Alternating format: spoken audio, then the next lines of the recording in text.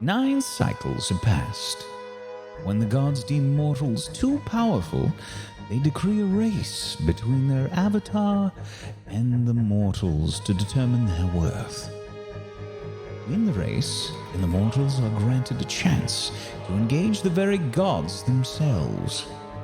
The mortals are granted a chance of survival. The mortals are granted a chance to become gods. Lose and see all mortal life removed from the Kryn, and the next cycle begins. This race is the final command of the gods to their mortal counterparts. This is their dying order.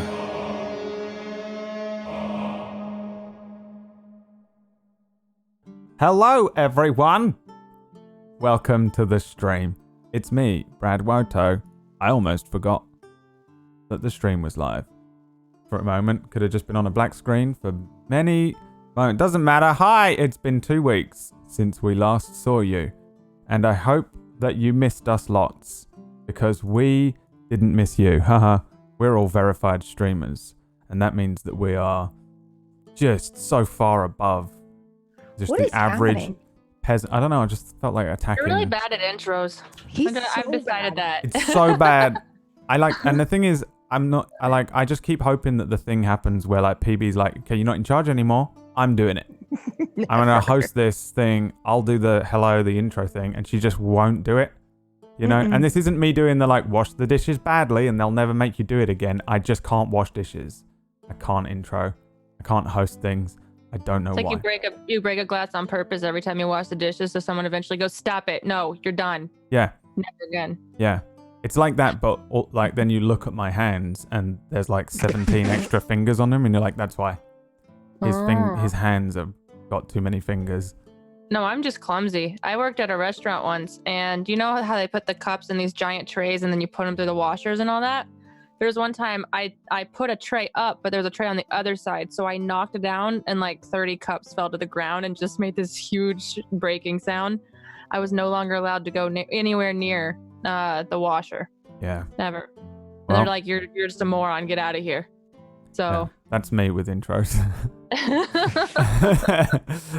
Maybe we should just like bring Whack in every week to just do the intro and Just then pre-record it. he leaves. Yeah, every week we just Hello, pre-record it. everyone. Hello, Welcome to everyone. Me Tablestory's reading off of Dying the Order. thing. I need one of those. What's it? I suck at those too. Teleprompter. I did a presenting thing for Google once, and I am the worst at reading off of those. It's insane. I don't know why. I just can't. I'm just a shitty presenter. Welcome to Dying Order, my show on Tablestory, my channel that I made and brought PB on to be in charge of everything because I'm the worst. This show is brought to you by Pumpkinberry. Keep going. You're doing really well. It's a Go D&D 5th edition show. And it stars an all-star cast of Disby if I put this voice on, I can do it better. Disby Arix and Pocket and Katie Peters Plays and Pumpkinberry. Not to be confused with Blumpkinberry. Two very, very different things. as well as me, Brad Woto. We're going to play some D&D in a bit, but it has been 2 weeks. So I wanted to catch up. Did everyone have a nice little break? Yes. Did anyone get time off? Did you take time off for yourselves? You did what now? Sleep schedule. Oh. Or lack thereof now. I no longer have a sleep schedule. I just kind of sleep Same. whenever I sleep. Well, your sleep schedule must be crazy because you start streaming like I swear like earlier than me, but you're 6-7 hours behind. What is the time for you right now? Because for me it's 9 in the evening. 3. You're 7 hours, 6 or 7 hours ahead. And you start streaming really early a lot of the time, I used right? to. And then I started going to bed at 5 a.m. again.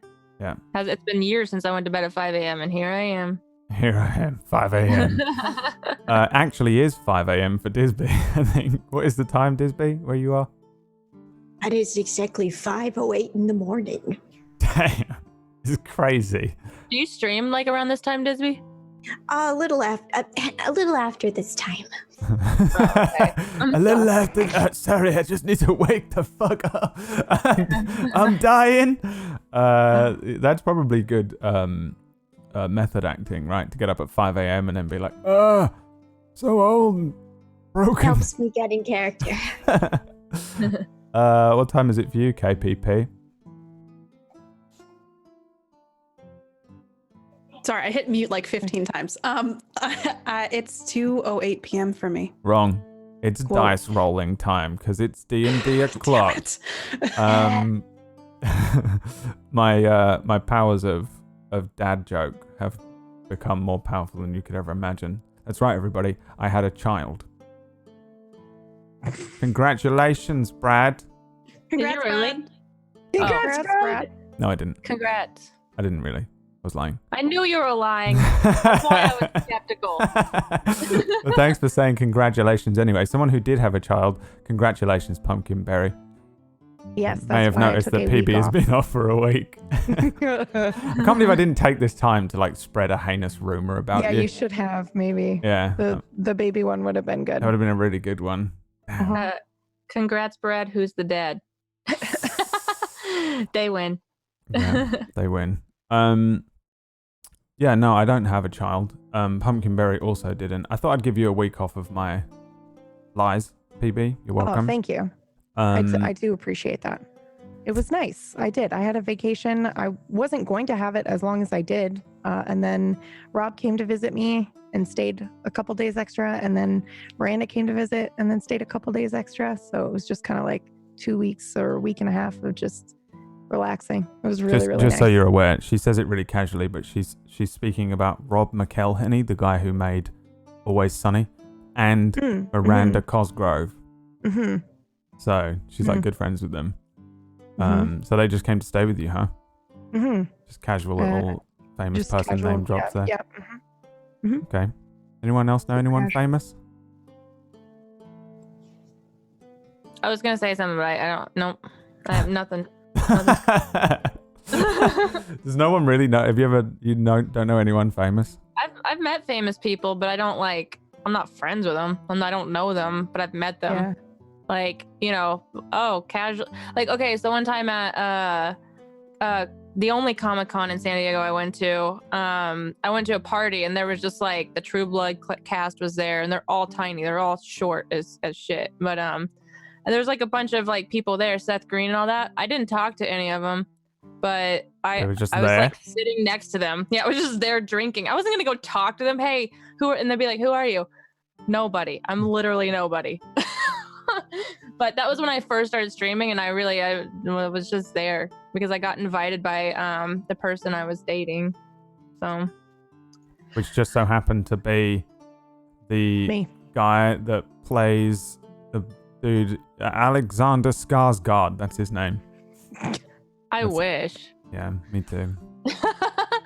Not for you, for me. I wish. Oh. Wow. Sorry. And now we know who the dad is. Yeah, there he is. He's not really my type. He's not muscly enough for me, honestly. Unlike Aura, who literally described one of her NPC characters as Alexander Skarsgård. You asked me, and I was like, this is the easiest way to describe it. Okay. He's Alexander Skarsgård. Nice. Okay. I get it. I understand it. I get it. He's relatively ripped, yeah. Do you remember when he was in Tarzan? That movie was so bad. Yeah. Sorry, maybe I should. Oh yeah, I remember that. The only carry You can see him shirtless. is just him running around shirtless, yeah. I mean, not many women are going to complain about that. Hey, But the I story didn't wasn't complain great. about it either. Hey, it's based on a true story. How dare you? Isn't it? Is it? Is Tarzan based on a true story? I feel like it's No. supposed to be. It's obviously not like really real. Like he's actually. Nothing that they portray in Tarzan nowadays is anywhere near based on truth. Like it's just. I'm thinking of Jungle Hollywood Book. got a hold of it.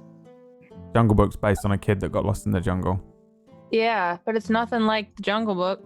No? I don't think so. I don't know. I just don't believe anything Hollywood says is based on true story. That's like they say Texas Chainsaw Massacre is based off whatever, but I'm like, it's very, very, very loosely based off someone. Yeah, Texas isn't even a real place. It's not. I've been there. Yeah. It's just nothing. You get there, it says a sign, there's like Texas here, and it's just a blank, like a void. There's nothing really there. It's crazy. All right, well, a place that isn't a blank void and is totally real. My D&D campaign setting. Do you remember everything that happened last time? I don't. So let's remind I got drugged. ourselves. You did. An idiot. Yeah, last time you guys wandered around the town of Beim, which is Aura's hometown. You met a few people, and Aura had some business to attend to, including ensuring that the people that run the town don't sell her house because she's been missing. She vanished and went missing. You met Alvin, who's a little gnome who has been out searching for Aura. He's the only person who believed the truth, the weird truth that she was literally just absorbed into the sky almost a week ago.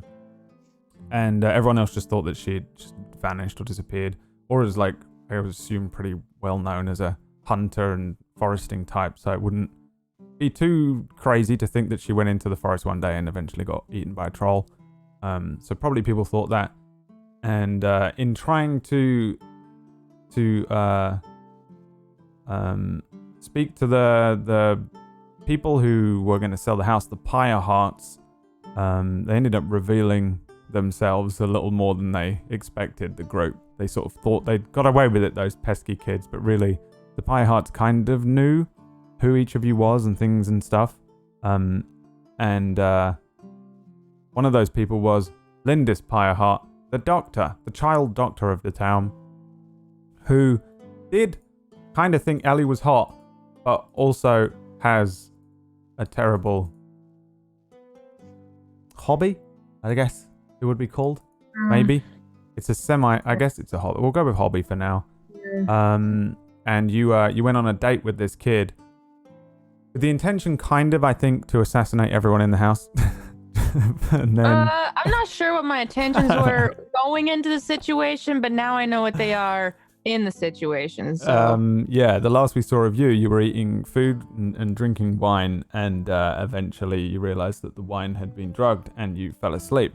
The last we saw of Beau, he saw you, or all of these men entering the room that you're in. The two of you were in this building together. However, the others, Alvin, Suuna, Theodore, Aura, they were up at Aura's house when the sky opens up and an angel descended with a mean look on her face. And then we broke for a couple of weeks. So, to pick up kind of where we left off, you guys are currently the good old-fashioned split group. The old classic. We rejoin you in fact, at the exact moment we left. So, for everyone, it is raining, which is weird. We're in Beim, and it's frozen over. The snow still continues to fall alongside all of this rain, and I guess probably some hail. As two very distinct but separate scenes play out. Inside this manor house, there is Beau. Beau. You see 4 men in bowler hats carrying the limp body of Ellie out of that dining room and into an adjacent hallway, being followed by that very young doctor. Beside you is the charmed figure of Vislon Ghost, a relatively large and rough-looking gentleman in the classic Pyreheart outfit, these long black trench coats and bowler hats. He is an enforcer of the Pyrehearts, the people who own this mansion. On his shoulder is a chest, a nice-looking chest, a wooden chest.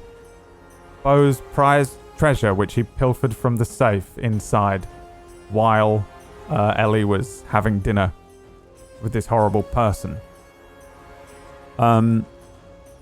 Across town, west of Beim, Aura, Suuna, and Alvin, the gnome, stare awestruck at the raining, snowing sky as it peels open, and a tiefling seraph free falls for a moment out of the clouds and this kind of opening. She spreads her wings and she lifts this partisan above her head, a kind of lance, and there's a crack of thunder and this sort of bolt of lightning that strikes the partisan, and she takes flight towards you. That's where we're going to start today. The old Rian Johnson happening to some of you there when you got flipped. Can I get some initiatives from you, please? You can just roll it for now, and I'll give you the map in a second, because my roll 20 is disconnected. Unless yours is disconnected too.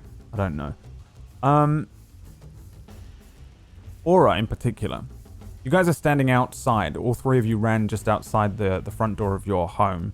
There's snow everywhere. There's a forest that mostly spreads up and around the housing, but there is kind of like an open area that spreads outwards where your farm used to be or currently is, depending on how much you still do any farming. But everything is covered in a thick blanket of snow. There's a strange energy that hits you and washes over you, Aura, but before any of you can even think, you notice that angelic sort of seraph figure summoning up this energy of her own. And although she's still probably over 100 feet away from where you guys are, and also quite high up in the sky, she brings this partisan down, and it causes this lightning bolt to arc and lash out towards where you guys are. The lightning bolt strikes the ground maybe 100 feet away from where you guys are, but it doesn't dissipate.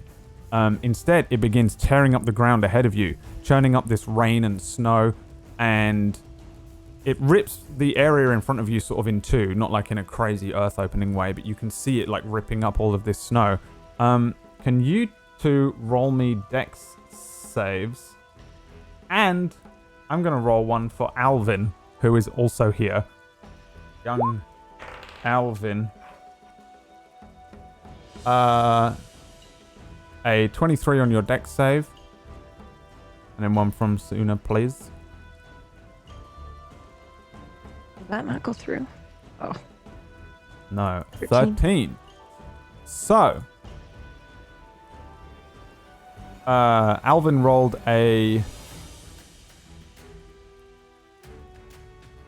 13 as well. These are all makes.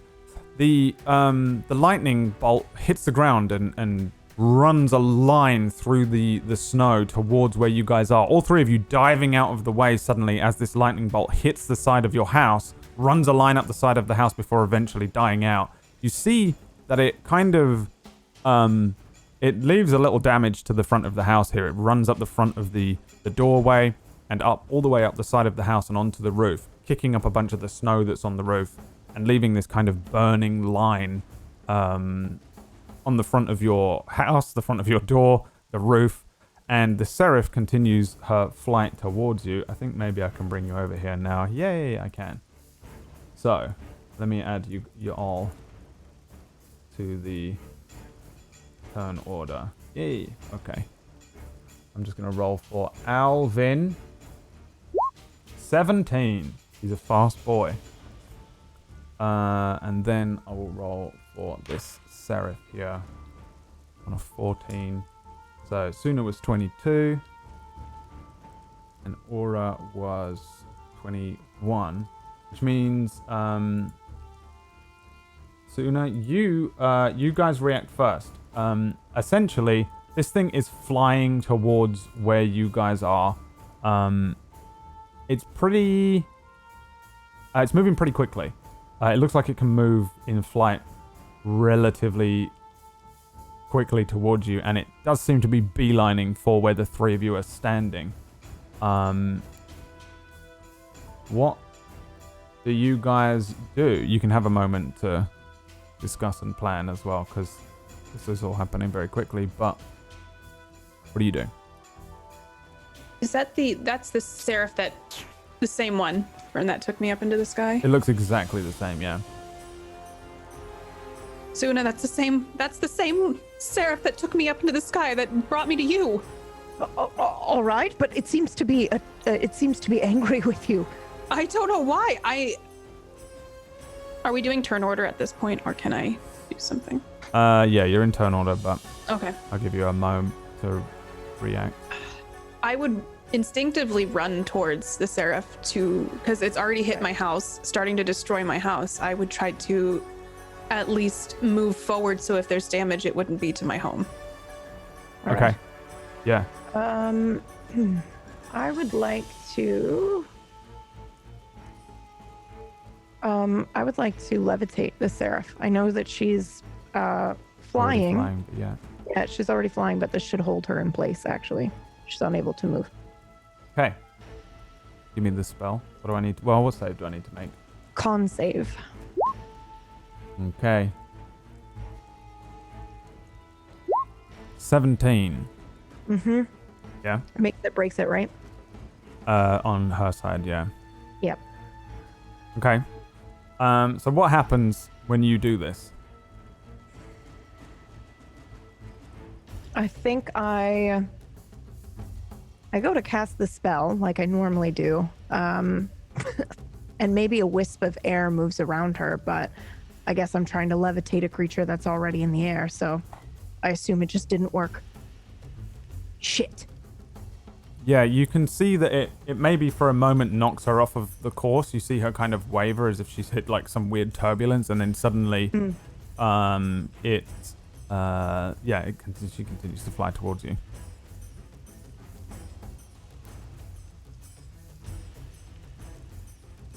That's it. That's what the fuck? That's my turn. Sorry. Okay. I reloaded my profile, and that's what it defaulted to. All right, so you don't move or anything? Yeah, I will actually move.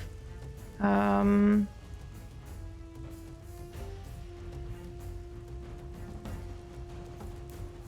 I'm gonna move around the corner. Aura starts like running forward. Alvin shouts out towards kind of both of you going, We're not really gonna fight that, right? Don't we need to run inside? We absolutely are going to fight it, it looks like. Or is running straight towards it. Shit, does arrows even work against it? he starts pulling out his bow. Well, we're about to find out. Okay.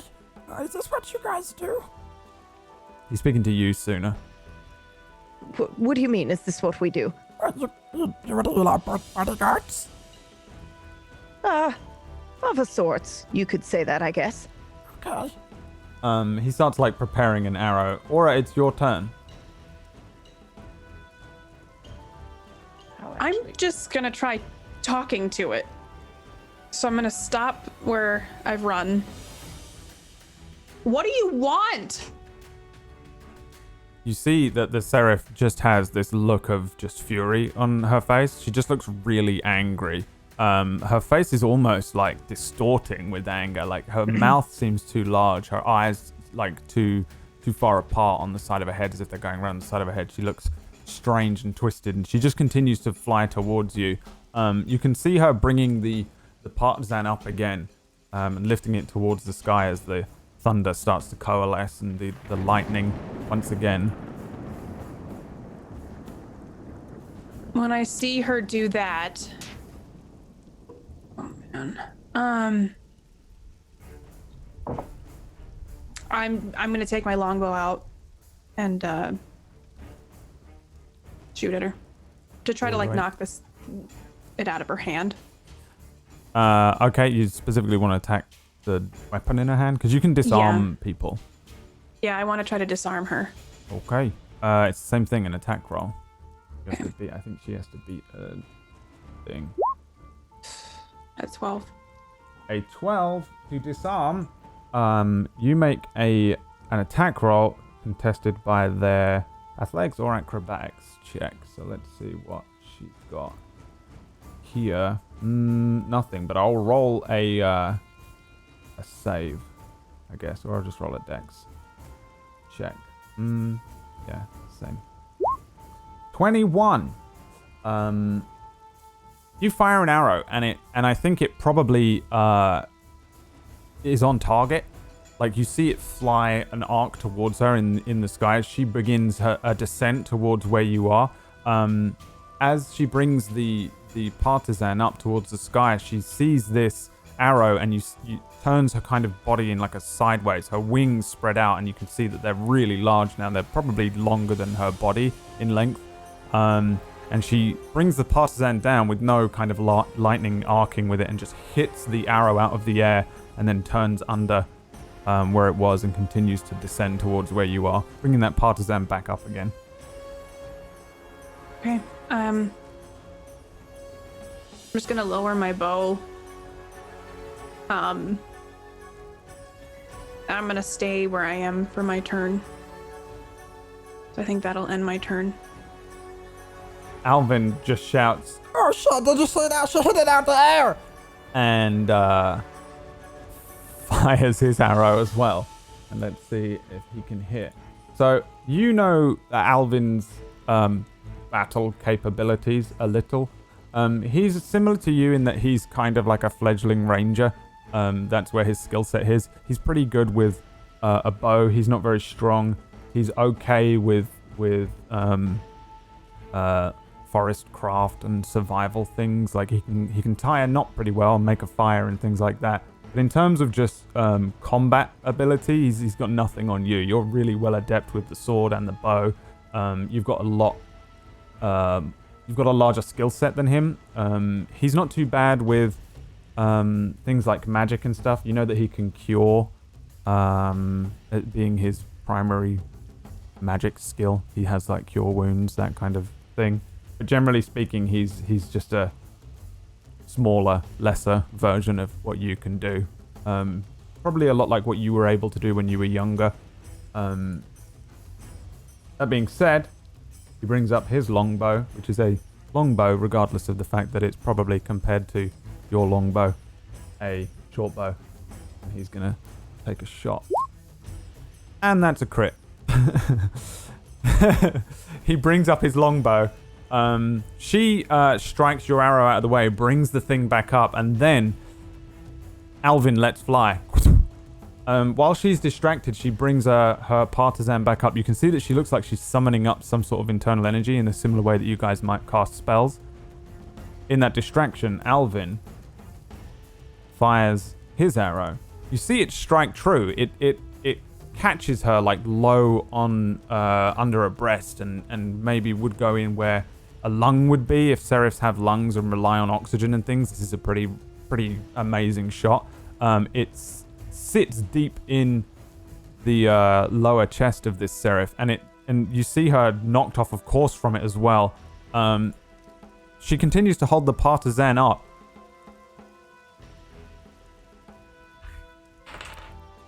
You two give me perception checks, or I'll tell you what, investigation checks I'll allow as well.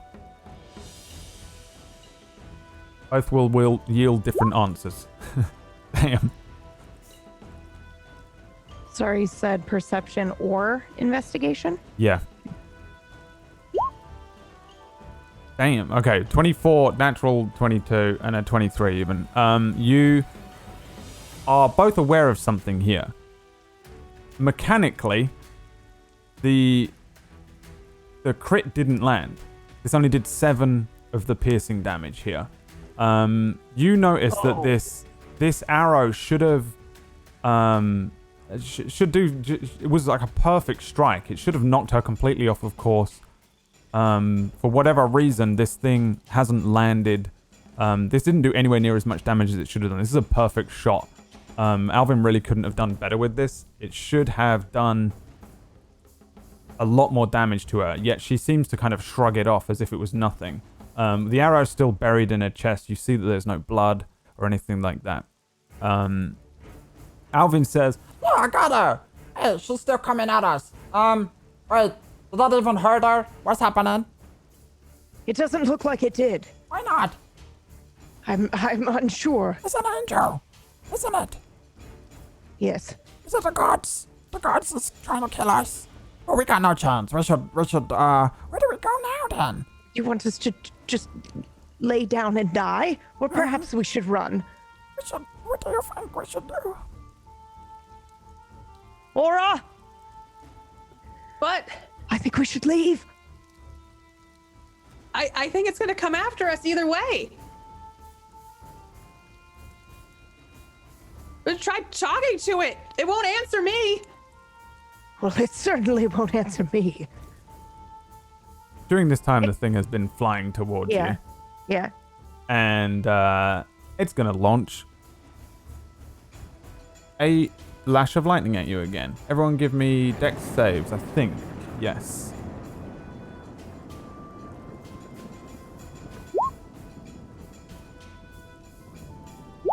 So that you're aware, it is about it's about 60 feet above where you are. So keep that in mind, because we don't have verticality. But it is not, it's above where you are. It's flying 60 feet in the air, so that counts as part of how far away it is in your attacks and things like that. I have a question 60 feet for up. you. Yeah. Is it, since it's technically attacking us, can I do something? Yeah, it depends what you want to do. Can I do Hellish Rebuke? Hold on. Hellish Rebuke? You can after this is resolved, yeah. Okay. You have to take damage, I think, with Hellish Rebuke. Okay. Is that what it is? Yeah, it's just being damaged by a creature. So once you take your damage, as long as you're still up and shit, then you can basically, that's the reaction, the trigger that sets that off. So the first thing that happens here, so again, oh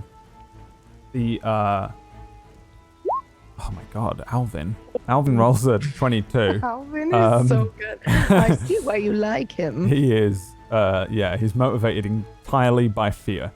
He heightens his senses. He's that kid from Demon Slayer that becomes so scared that he becomes unbelievably good at stuff. 19 dex save, 18 dex save, and a 22 from Alvin, which means you will make it. However, you will take some damage. All of you dive out of the way as this lightning strikes the top of this partisan, and she brings it down again, and it hits the ground and runs along the ground where you guys are, setting a line of lightning ahead of her in a straight line. All of you dive out of the way of it, but it's not enough to be completely out of the way. Essentially, this thing hits you regardless, but you don't take the full brunt of it. Like, you don't take it head on. You'll take half of 3d6 lightning damage, which is 11. So you take 5.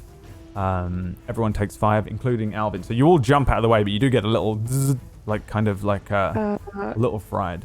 Yeah. Can I shield? No, because it's a save. All right. So Yep. Sorry. Any Since resistances and stuff would happen. You take. Oh yes, I do have that. You take half of this, which is 5, because you round down. Okay. I'd like to use Hellish Rebuke on her. Okay, yeah. Do it. Remind me what it does exactly. Hellish Rebuke. You point your finger, and the creature that damaged you is momentarily surrounded by hellish flames. The creature must make a dex saving throw. It takes 2d10 fire damage on a failed save, or half as much damage on a successful one. On a higher level, I'm a second level on this now. When you cast a spell using a spell slot of 2, the damage increases by 1d10 for each slot above the first level. Okay, so I will make a dex save for the Seraph. Yep. Okay. A 10. It's probably too low, isn't it? On your spell sheet in the middle, it says a spell save DC. That's the number she has to beat. I think a 10 will make it either way, but It's at the top in the Fine. center of the sheet. Yeah, mine's a 10. Okay, so, oh, it is a 10. Mm-hmm. So she makes it, which means you need to roll me 3d10, and the same thing happens again. She takes half of the damage instead of Okay. the whole thing. 9. 9. So she takes 4. How does it look? This lightning runs across this thing. All three of you jump out of the way. You see it kind of arc and hit and electrify each of you a little bit. A little hair standing on end. Taser here. And then probably as you jump to one side, what happens? My eyes turn completely red, and my veins turn from green to red, and I get very pale. And it's like a line whenever you see in movies where they pour gasoline line. It's like that. I point and it comes out of my hand, and it just like this small line goes directly and just engulfs the seraph in flames. Yeah, we see this kind of like burst of fire suddenly, and you see the seraph kind of spin. She goes into a strange arc. She folds her wings inwards and falls into a free fall for a moment. Opening her wings again, it does a thing where it buffets a lot of the fire out of the way. But there's a plume of black smoke as well, where she's hit by a little bit of this. You see some feathers fall away, turning to a sort of charcoal black. As you deal 4 of that to her, and you successfully deal some damage. Okay. And that was your reaction, and that was the seraph. Oh. Yeah, let me see here. What was the lightning damage?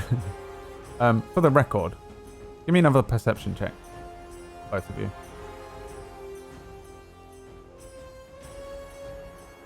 24. 9. Aura, I don't think you noticed this jumping out of the way, but Suuna, you see that when she brings the lightning down, it hits her fully, and then she seems to bring it into the partisan while she does it. When it hits her, it pushes the arrow out of her body.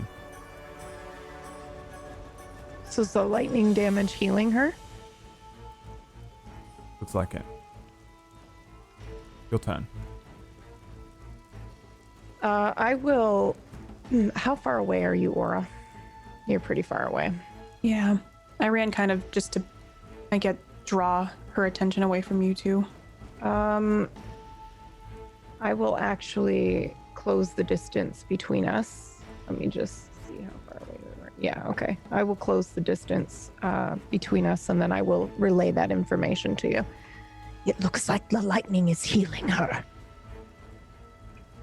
What about the fire? Did it do anything?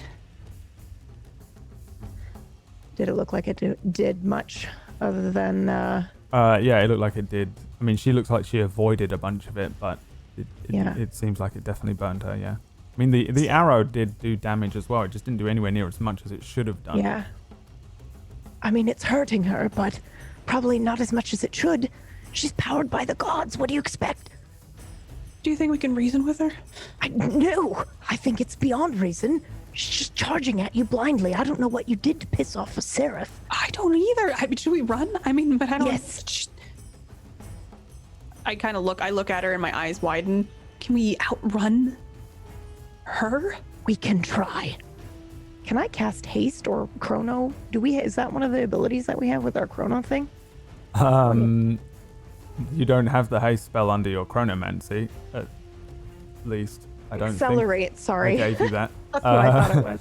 Yeah, you can do your chronomancy. So again, just to remind you how it works, this is very homebrew for any noobs out there, KPP. It's a super homebrew thing, the chronomancy thing. I kind of like hacked it together from some stuff I found online. And it works similar to a cleric's channel divinity in that you can do your chronomancy once a day. At the moment, you are level 1 chronomancers, and you can summon your chronomancy to do one of these things essentially, which is channel time. Channel time is what you want to do, and you can do accelerate, decelerate, or surge for now. So yeah, you can totally do this. Suuna. Sorry, I'm just reading. What it does. Yeah, what it does. Yeah. I wasn't sure if we could slow her or speed us up because I don't want to leave Alvin behind. Yeah, okay. Yeah, I will use accelerate on myself. I didn't know that. Is that one additional action per turn? Until it's over, or is that just one additional action this round? One additional action this round. Yes, I will do it. Or turn. Yeah, round and same thing. Yeah. Yeah. Yeah, you just get +1 action. It's like an action surge on a fighter. Right. And I'm going to bail. I'm going to run. Okay. So you want to run. So what you can do is you can run your movement, which you did a little, or did you do it last turn? No, I did it to close the distance to talk to her. I did it this turn. Right, so you did 1. So you can run another 30 as an action, and then another 30 if you channel some time. Yes, that's what I will do. How does it look to do that? Because this is the first time we've seen any chronomancy from one of you two. I think it's kind of... Most of my magic is dark and shadowy, and I think this is white. And it kind of looks like there might be 2 of me, and it's sort of transparent and blurs a bit as we see Suuna still standing there, and a reality in which maybe she would have continued fighting, and then this one where she just bails and runs, and then they slowly catch up to each other. Okay. And where do you want to run? You can do 60 feet. I'm going this way.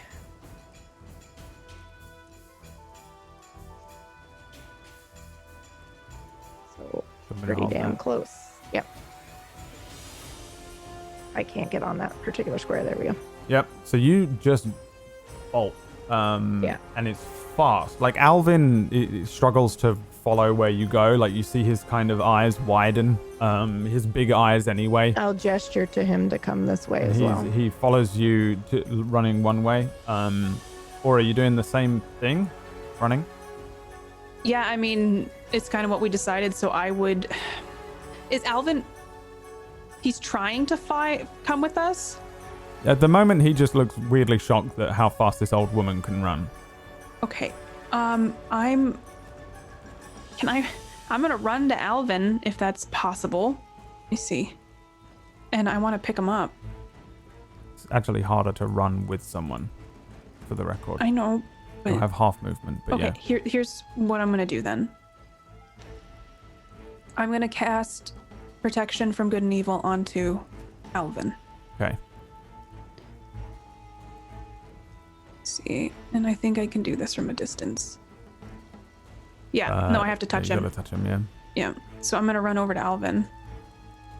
And trying to see how far away I am. Okay. I can only run 30. So I guess my turn right now is running right here. And if I go prone, can I touch him? No. Okay. So the things you can do, you can, you have the chronomancy stuff, so you could do the same thing to buy yourself another action and get closer to him to do the thing. You could use an action to run further. You can ready an action. You still have a whole action or bonus action and bonus action in which to do something. Obviously, this move in particular is a touch thing. Yeah, that's what you can really do. So then I guess I'll use decelerate.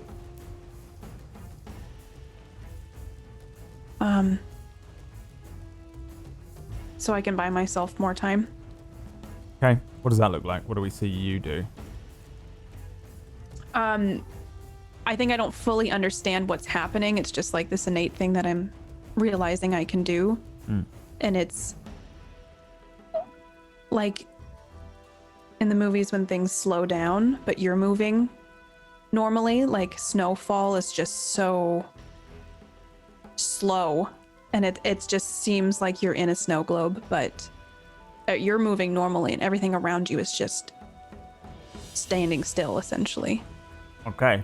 So, decelerating means that when you take damage from an attack, you can delay the damage for a turn. And as soon as your next turn begins, you take the damage. So you can hold off damage for one turn. Okay. So I'm just gonna stay here because I can't use this to get closer to Alvin, so I'm just gonna wait here, and I want him to get out. So you tell him anything while you're running over? Well, Alvin, in the way I envision it, is he's moving slowly too. Okay. Yeah, he is. So, he's like following Suuna, running one way.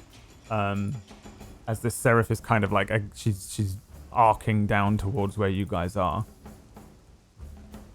And so I'm tracking his face, and I'm just kind of biding my time until I can cast the spell on him. Sure. Alvin turns from Suuna, bringing his arrow up. He sees you in front of him. Oh! Vroom, sends off his arrow up above where you are, and he fires an arrow at the seraph. 23. Goddamn. Another perfect shot from him. Alvin? He's good at hitting moving targets today. Yeah. What's the name of that character from Demon Slayer? Because that's now Alvin's surname.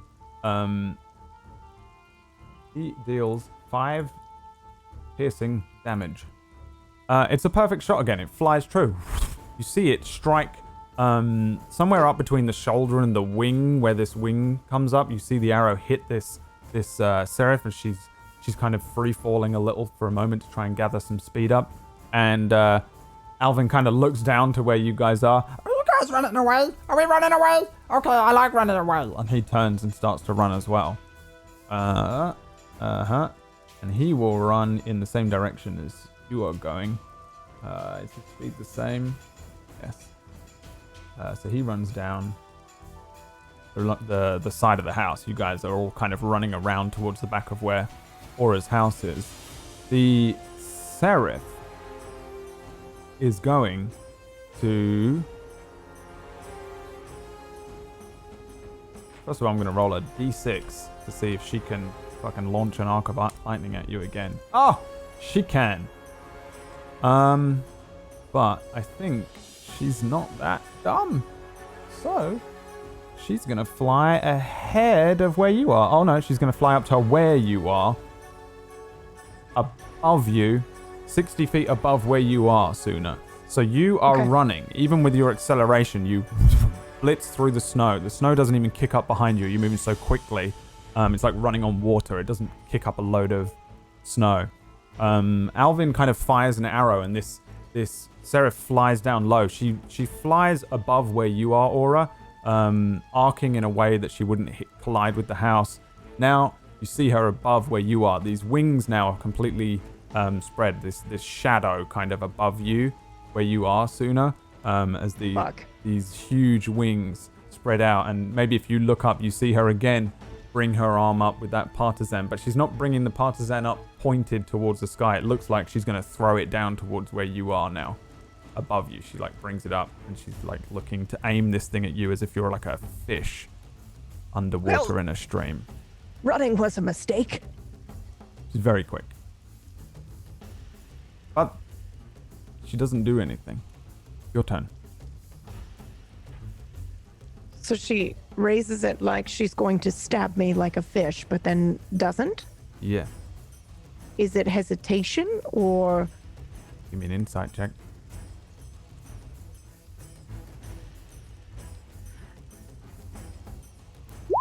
4.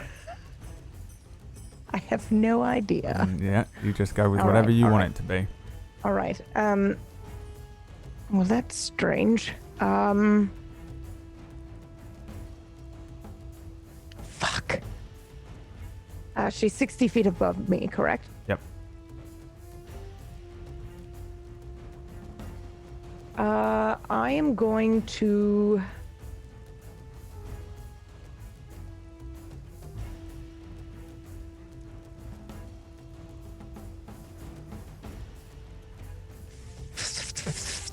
All my spells are lightning damage. I'm gonna run again. I'm gonna keep our plan to run.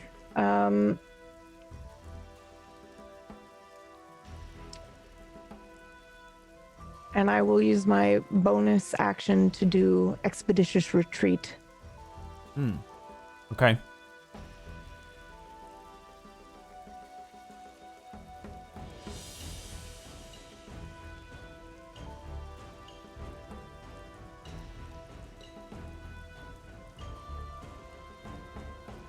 How far does that get you?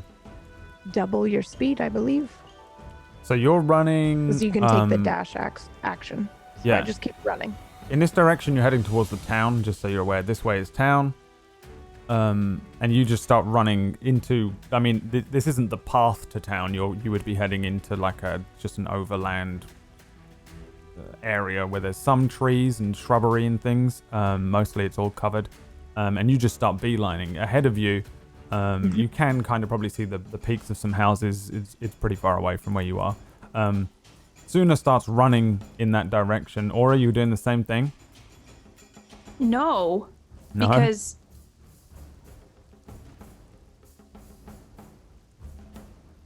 Does it seem like the Seraph's chasing Suuna? Give me an insight check.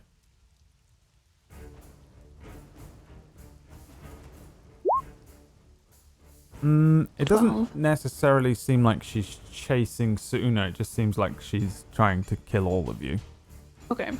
In the sense that she was at that point chasing Suuna, it looks more like she was trying to get ahead of Suuna to try and kill her first since she's running away, right? Back's turned, easy target, kind of, maybe, that situation. Then I guess I take a minute to deduce what's happening. I'm going to run over to Alvin still. Which I believe I can just reach him. And I'm going to touch him and cast Protection from Good and Evil on him. And I'm just going to crouch down for a second next to him and just say, hold on a second, let's see what she does. He's like half running and then you appear and like grab his arm. The spell goes off. You see this kind of glow hit Alvin as this protection lands on him. It means that anything that is an aberration, celestial, elemental, fey, fiend, or undead has disadvantage on attack rolls against him, and they can't do anything like possess him or frighten him and things like that. Status effect frighten him. And he slows down and stops and turns to you and says, Oh, nothing is gonna kill Suuna. Suuna's running away. Well, maybe we can distract it and have it come back, and then it can't decide, and it'll buy us some time. And I'm gonna also use Zephyr Strike. Okay. To give myself more range. Actually, is Zephyr Strike a concentration spell? It's a bonus action. Let me see. Yeah, it's a concentration spell. So you have protection from good and evil being... You're holding it up somewhat with protection from good and evil. It's a concentration. It lasts 10 minutes, but you have to manually hold it up. If you cast another protection, another concentration spell, it replaces that one. Okay. So then... I can't ready a weapon then, can I? This is also the curse of being a ranger, by the way, and a paladin. Yeah. They both have this. Lots of concentration spells. You have used your action to cast this spell. No, you can cast a bonus spell, but then that would probably replace the concentration. All right. Then I'm going to I can't do anything right now, so I'm just going to formulate a plan. Alvin and says... I'll let Alvin go. Shoot him? Yes. Okay. I don't know if I was doing enough onto it. Let's an arrow go. Since it is now his turn. 7. The the seraph suddenly dips down and starts flying straight downwards towards the ground, not Suuna, just down. In doing so, the sudden shift and change goes off as Alvin lets his arrow fly, and it flies into the area where he was leading the shot, but the thing suddenly turns. Oh, shit. And then Alvin looks at you kind of sorry and says, I'm sorry, my language. No, you're fine. Maybe Suuna can get away. The seraph flies straight downwards now, towards the ground. As she does so, she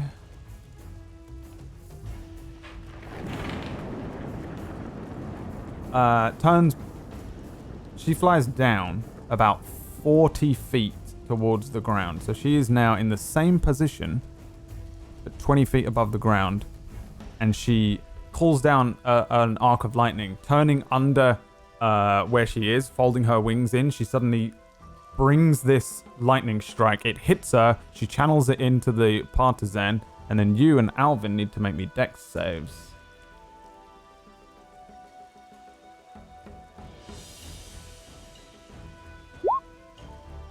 $16.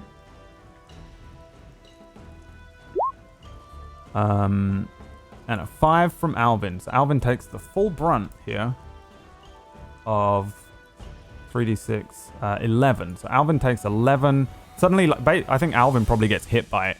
Boom! This arc hits him, and it strikes pretty dead center on him, and it pushes him against the back of the house here, and the lightning arcs out from him. It kind of like hits everything, right? This thing, it's wild. It doesn't just kind of crack and hit.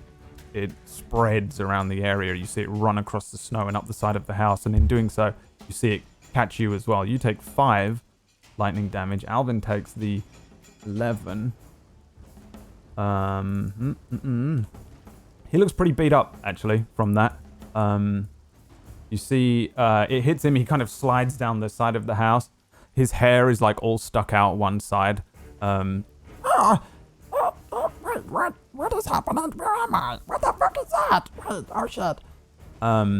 He kind of takes a moment to figure out his bearings and things. The seraph looks at you, Aura. Give me an insight check.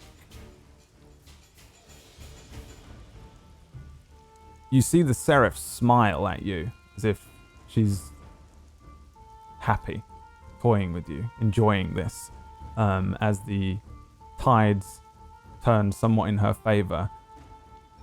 And that is where we switch to the other side of town. In the manor house, we have the other two. Beau, in particular. You are in the hallways of this household, and the last thing you saw here was 4 of these men dragging the unconscious form of Ellie out of the room. They also have like a bag with them that seemed to have all of her stuff in it, probably. And you see the young doctor walk across the hallway as well. The guy with you is the leader of these men, but he's been charmed by you. He believes you to be his best friend. He's not like fully under your control, like you can be like, oh, jump off a cliff kind of thing. But he views you as a better friend than the men in this house, the guy that pays his bills, that kind of thing. So he's kind of favored you.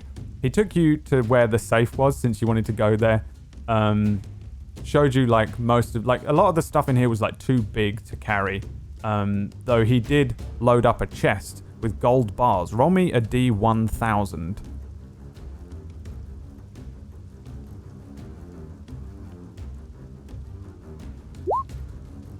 Wow, you have the equivalent of 874 gold in bars and some coins here in this chest. So I'll just write that down so we can keep a track of it. Each bar is worth 50 gold pieces. So you have however many and 50 gold bars at 50 gold piece is, and then I guess just 24. You just grab 24 gold coins that you found and stuff them into your pocket or something. At the moment, that's what you got, and it's in this chest that he's carrying, and it's fucking heavy. And this guy's pretty big. He's not like Zangief. He's a big dude, and he's strong. He's holding it on one shoulder, and he's kind of like leaning to one side with it. And as you're about to turn a corner, he walks around first, and then puts an arm out towards where you are. Oh, hold on. Yeah, looks like they've done it. Give it a minute, and we'll go out the front door. You reckon you can be able to carry this? Hold on, this changes everything. Do you see where your fellas are taking? Where are they taking her? Oh right, yeah. Well, the young master there's got a little bit of a hobby. Okay. Well, let's not get to that just yet. I'm getting her ass out of you too. That's what we're doing now. Well, I don't know if they're gonna. I mean, I can try and ask them, but really they're gonna do what he says. He pays the bills. So, I mean, we're not really meant to, even talk about it. Basically, we get paid double. He opens like the side of his coat and says, see the red inlining? Yeah, that means that it's like, we're like the top brass, We ain't just the thugs on the street, you know what I mean? So probably we should just leave them, and then we'll just go out the front door. How about that instead? No. I ain't leaving without my girl. No, this is not happening. You are now gonna help me get her out of that. All right. Well, yeah, I suppose we can do that. Hang on. And he sets the chest down on the ground. Dong. Oh, that is heavy. That is. Right. Well, if you're gonna get her out of that place, well, we're gonna have to make sure that absolutely no one sees us. I don't really know how we're gonna do that. I mean, he's gonna tie her up. And we are invisible. Yeah, that nobody's gonna see us while we're like this. All right. You and me, we're gonna follow them, tiptoe right behind them so they don't hear our footsteps. That's what we're gonna do, and we'll observe and strike at the right opportunity. All right. What do I do with the chest? It's pretty heavy. Leave it by the front door, so when I make my escape with Ellie, it's ours for the taking. What? Anyway. Yeah, no, that's a good plan. All right, lad. Yeah, he picks it back up. Okay, let me go and put this by the door. Okay, and then we'll go down to the mortuary. I appreciate it. He heads towards the door with you. Side swipe slightly down into the horrible-looking mortuary-esque room. You are taken unconscious down into this basement mortuary area. There is a table in the room that doesn't look comfortable, and you're bound at each ankle and wrist to the table. You're kind of on your back. Most of your clothing, save for your underwear, has been removed. All of your concealed weapons have been taken. There's a bag on the side with all your stuff in it. And you start to come to, I think, and there's like a sound of a door closing, and you hear the voice of like a younger man say, and don't let anyone come in, okay? No matter what, just make sure you know how it is, all right? It could take many hours. There's a lot of experiments to be. Oh, are you waking up? And he walks over to you and like kind of slaps you on the side of your face a little bit. Oh, hell no. I want to pretend to be asleep. All right, give me a performance check. Okay. I'm going to try to be asleep. Performance. 11. 11. He turns around and says, oh, you should be awake by now. We only dosed you a little bit. It only lasts a little while. And he starts hitting you on the side of the head. Okay. Very well. Let's see. And he turns around and starts looking over a table full of horrible-looking items. There's a table that's quite close to you. Yeah. But not too close to you. Okay. That has a bone saw, scissors, scalpels, rib cutters, hammers, a skull chisel, an enertotome, which is a bulb blade. Apparently, I looked into how to cut people up for this. And bread knife, because I thought, you'd be interested in all the knives at least. Okay, all the knives and stuff, that's interesting, but what kind of restraints are on me right now? They are, they feel like... is it actual like metal or is it rope or? It's leatherish. It's like leather bound, like those ones that you would get, where it's like 2 layers of leather with like a belt. And they appear to be attached to an iron set of rings that are, they're probably bound under the table, like the 2 attached like this. So it's like a strap, like a belt?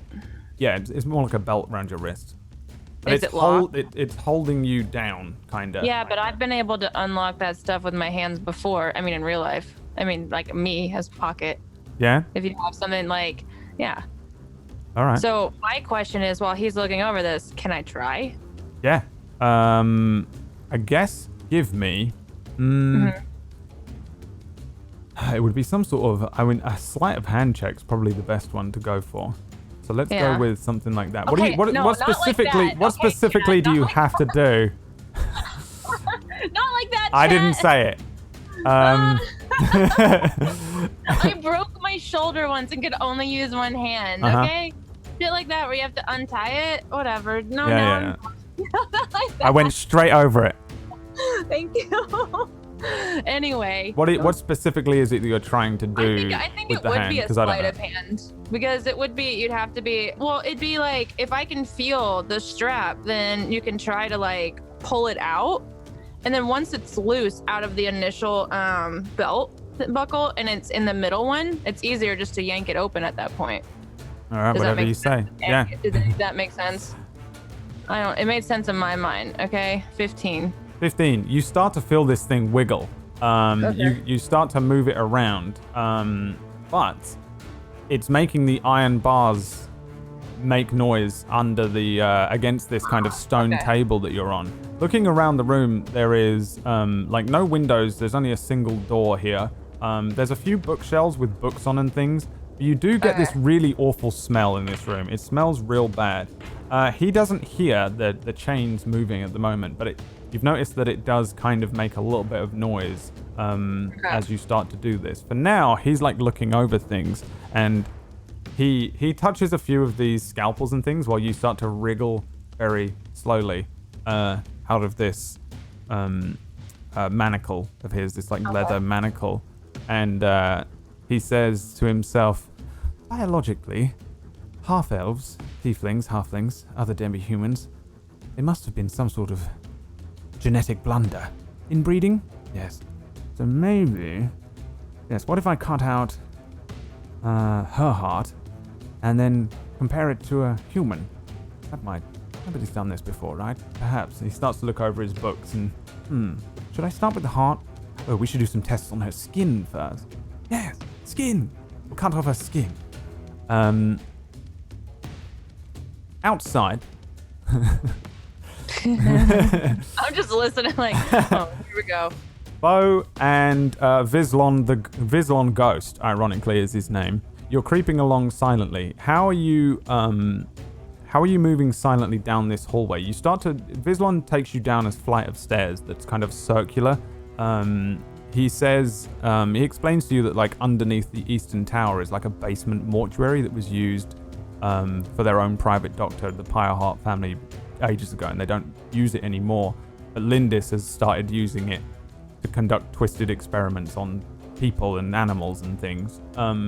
You and him are both invisible, and he says, yeah, when we get down there, as you're walking down these flights of stairs, how are we going to approach this? Like, what do you want to do? Like, just sneak through? Because there's going to be a few men waiting. Okay, well, when you say a few men, how many are we talking?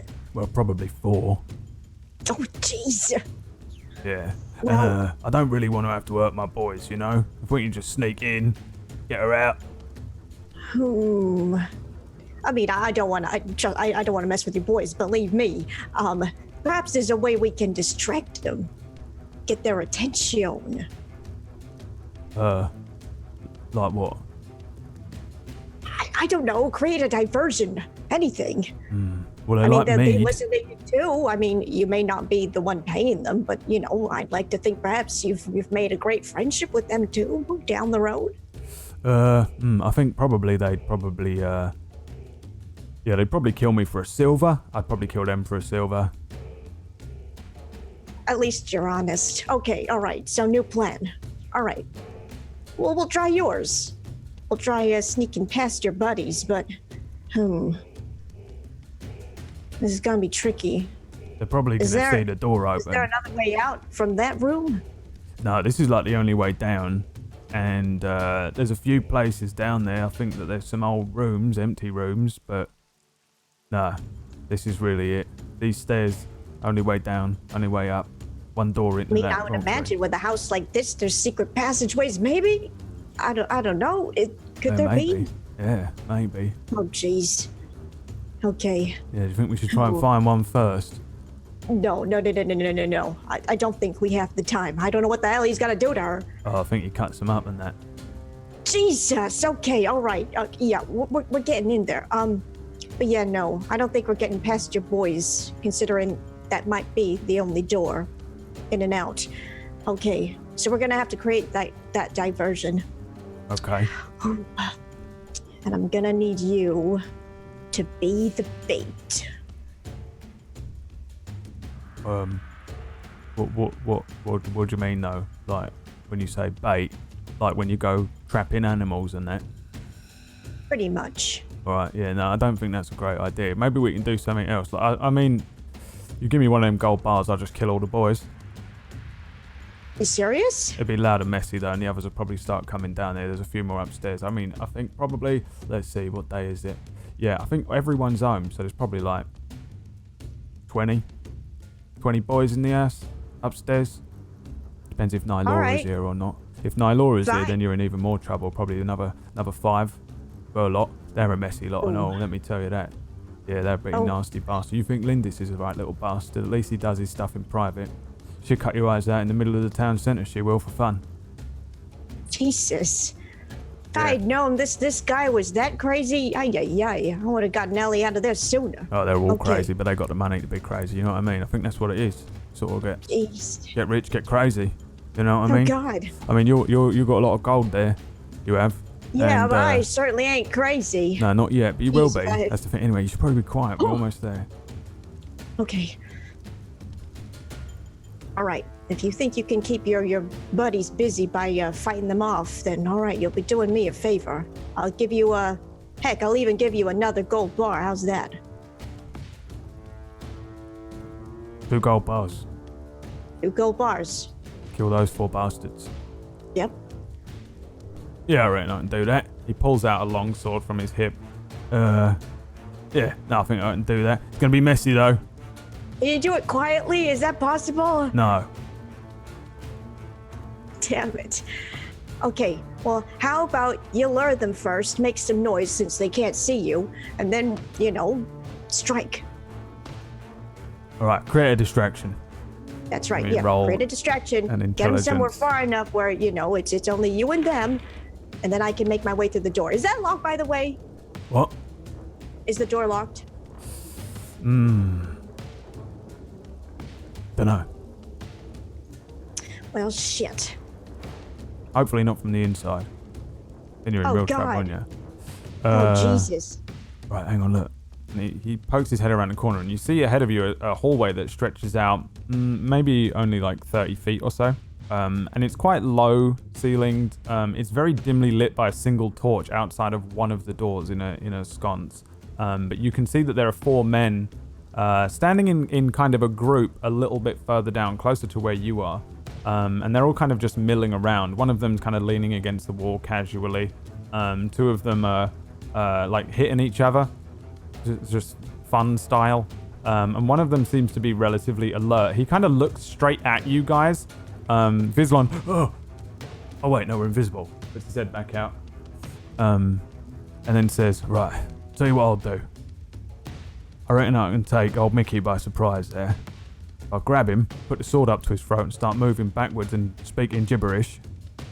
They'll all look at me, you know what I mean? And then maybe you can get in there then. You know what? That don't sound like a bad idea. Right, I kind after of that, like you. I don't know what the plan will be, really. I suppose I'll just try and kill them all. That works for me. That honestly works for me.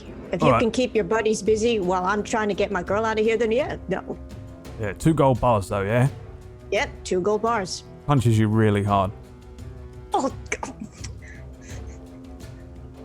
Okay, yeah.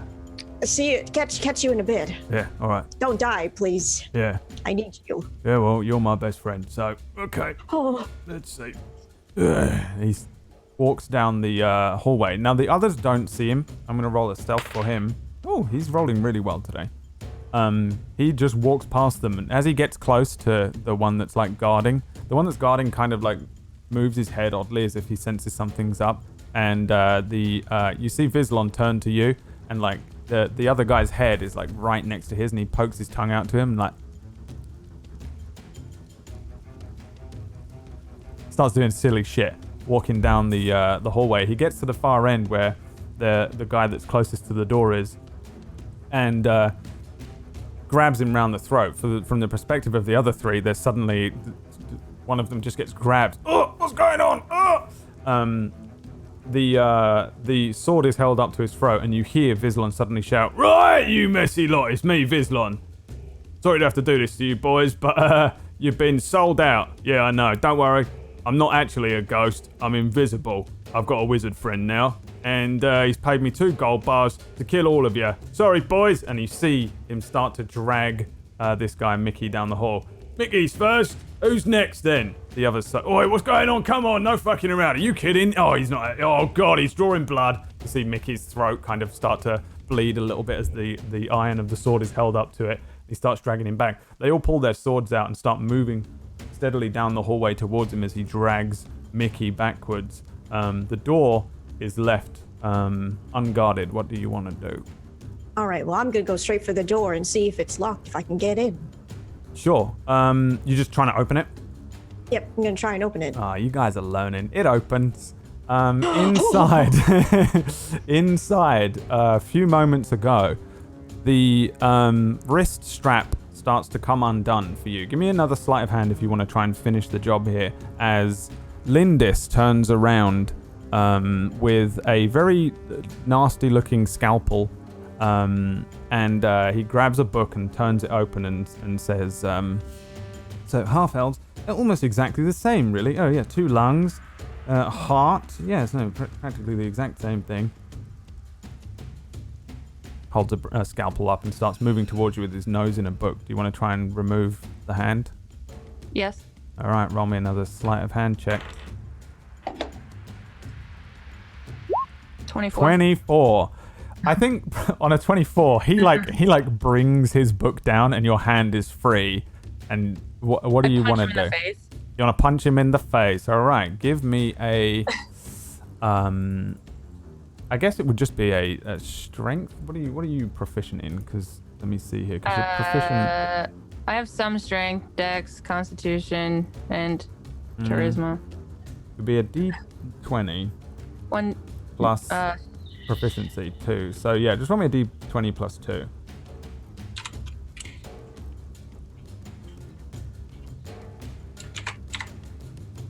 Did I do it right? 20. Nice. That's a hit. Let me see here. He's going to roll a Constitution saving throw. He's very small and weak. What is your strength? It is 14. 14. So that's plus 1, plus 2. You. Yeah. I think you probably break his nose. He flies backwards. He stumbles into this tray of knives and things. They all fly around him. He falls to the ground. You've broken my nose. How did you little shit? He grabs at one of the knives at random on the table here. He picks up that horrible looking bulb blade thing. Well, it's on the ground. I'm gonna free my other hand. All right, give me another sleight of hand check. Okay, I'm gonna try to free my other hand is what I should say. It's crit. Yeah, as he's like turning around and going for the bowl blade, you're like, your arms are free. As he turns back around, you're like sitting up. Your legs are still manacled. Yeah. You can reach these knives, by the way. Oh, I grab a knife then. Oh, yeah. I grab the first thing that looks like a dagger. All right. Yeah, I think that's probably just one of these scalpels or the scissors. Okay, I grab the scissors. Yeah? What do you want to do? I'm going to stab him in the eye if I can. All right, give me an attack roll with a dagger. Okay. 13. 13 is a hit. He's fucking small and weak and shit. He's got no stats. He's nothing. Hey! How did you want to kill him? Oh, that's it. He comes at me and I just stab him in the eye with a dagger. That's it. He's just dead. Like, I don't even try to make it fancy. I'm just pissed off and I kill him. He had 4 HP. Beau, you like busting into this door and Ellie is like undoing her manacles on her legs here as the and like there's just a guy on the ground with like scissors sticking out of his head, dead, the blood all over him, and Ellie looks fine. She's just undoing manacles here. Ellie, the door opens and there's no one there, but you do hear a commotion from outside, and you maybe catch the back end of an armed guard moving forward with a sword out as if he's heading down the hallway. The door just opens like a creepy ghost. I bring my scissors up. They're not my scissors. I bring them up and I prepare to throw them at the door. And I calm her down. Don't. It's just me and the leader of the guards. I charmed him and he's now under my control. I'm getting that. Looks like you didn't need help though. Jesus. No, I still do. Help me undo these real quick. I gotta. Right. So Okay. All right. I start undoing my feet. And I help Ellie undo her chains and stuff. What are we gonna do about the body? We're just gonna leave it here. Gee. I gotta find. Is my gear in the room? It is. Yeah. There's a satchel of your stuff on the on like a nearby table. I grab out. I at least grab the daggers out of there. I drop the scissors, grab the dagger, the venom dagger, and we need to go. Let's go. Yeah, no, we need to go. He's got a lot more boys up there. Also, I got a fat sack of gold waiting for us at the door. Something else for a second after this kid? I didn't need to hear that, you know? I thought maybe you were going somewhere else with that for a second, so... Sorry, no, that's probably the last thing you want to hear. Let's just get the heck out of here while we have the time. You know, I want to, and I start putting on, like, what clothing I did have. I'm like, you know, I'd love to get out of here, but I think I gotta finish the job. What do you mean? I walk out. I try to go into stealth, and then I walk out the door. Yeah, that's where we're gonna go to a break. Gotta finish that job. Yes, indeed. I have a fat sack. Got a fat sack.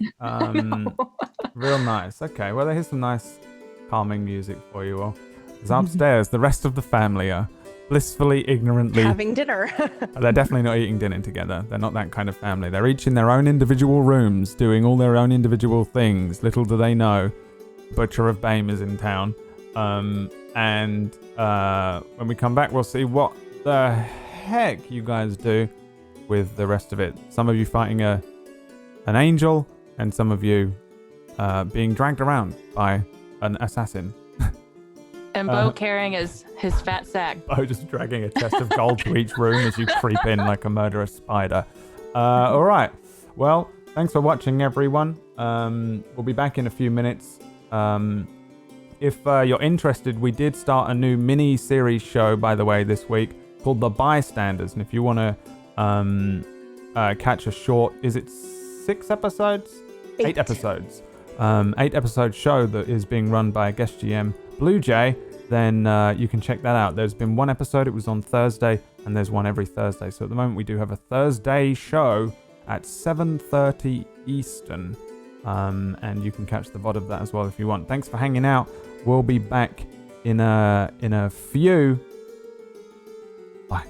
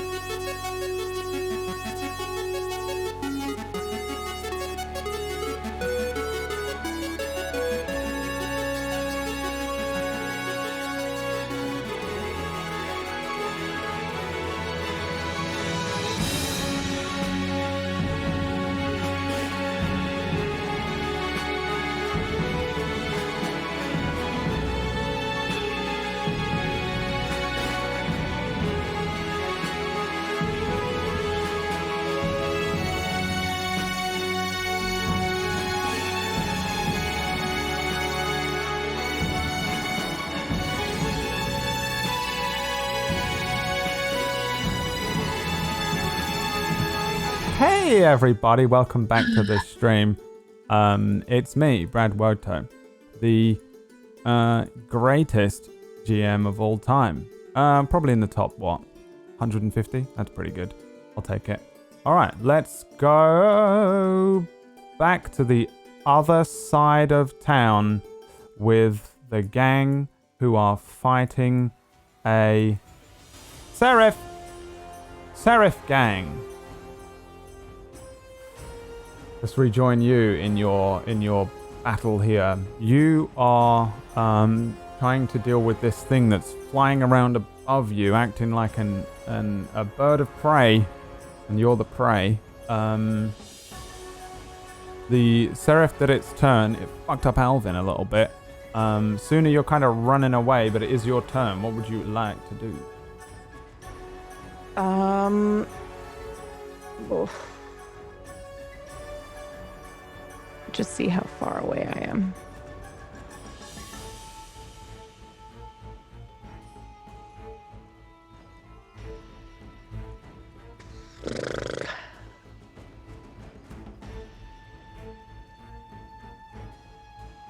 Let me just check something real quick, sorry. Yee. So I look back behind me and I see that Aura and Alvin are not running as per our plan. Indeed, Aura has 100% betrayed you. Yes, terrible betrayal. What is Aura wearing? It's a very strange question, but... Same as you, isn't it? Aren't you wearing the same thing?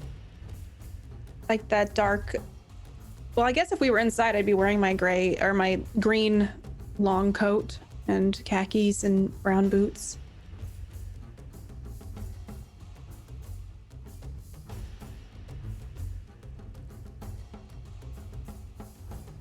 She's going to turn your clothing into snakes, by the way. I am not going to do that. Okay. I am going to cast darkness on Aura's bow. That's what you have out, right? Yes, I have Right. out. All right. I'm going to cast darkness on Aura's bow, which is going to envelop both you and Alvin in a magical darkness that you cannot see through, but hopefully neither can this seraph. Dark vision does not work. Let's give Aura, ironically, an aura. What is the size of this thing? 15-foot radius sphere, and it will follow with her. So, should look like that. Mm-hmm. Okay. So that area around you is darkness, which is a good point. I should always learn, because you do funky stuff like this. I should see how these things see. Okay. All right. And then I'm going to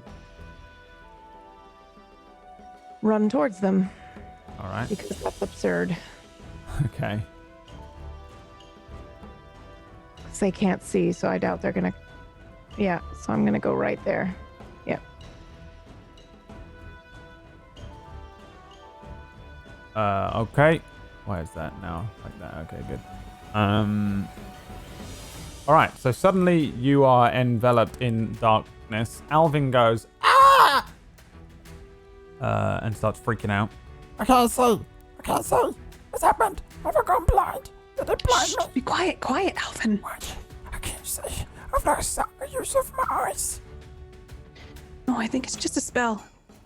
Just had a How do I get rid of it? clarifying. Is it just the longbow that has the spell on it? You also can't see anything, by the way. No, Yes. I know. But is it attached to the longbow? So if I Yes. give the longbow to Alvin. Yeah.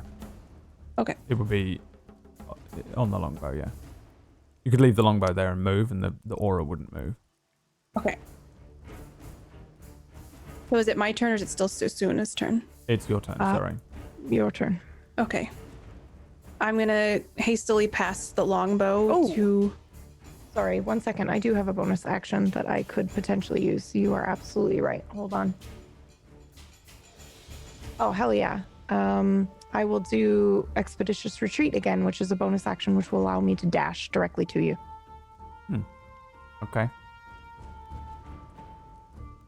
So then I can see through the spell. So I will reach you. Shh. Aura, Alvin, it's me. I cast darkness. I need you to be very quiet and hold on to me, and I'm going to guide us out of here. You were supposed to keep on going.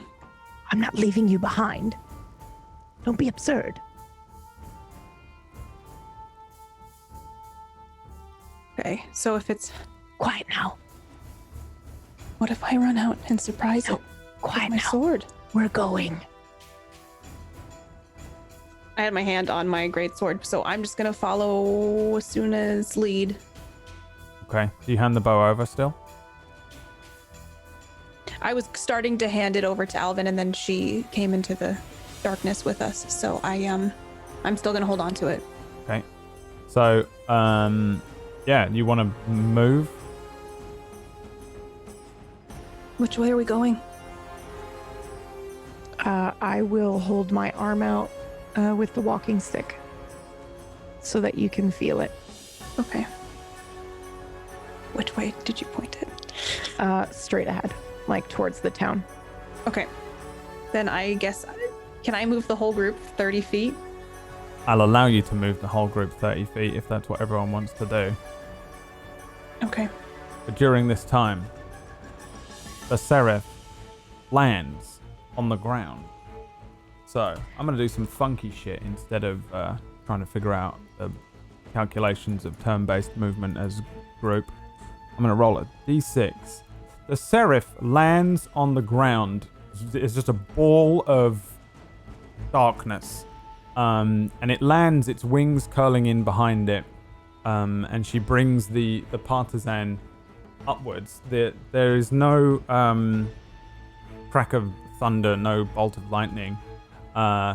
Seraph just brings the spear up, the partisan, and just launches it into a ball of darkness. Let's see. Suuna, roll me a d3. Aura's 1, you're 2, Alvin's Sure. 3. 3. Alvin, this is a disadvantaged attack here. 12. His AC is 13. So you guys are in the darkness when there's suddenly a in front of where you are. You can see this, right, Suuna? You can see through the Yes. magical darkness? Yeah. You see her throw the partisan. It lands like a inch above Alvin's head into the side of the house, and then it dematerializes and reappears in her hand. She brings it back up again and looks around to where you guys are. As a group, you can all move 30 feet somewhere. Will that remove my ability to act next turn? No. Okay. Then yes, I'll move 30 feet with the group towards town. Okay. I This can way. move you all, so I'll just Yeah. move you to, was it there? Is that correct? Where Aura was, 5 feet ahead. And then yeah, you can have your turn.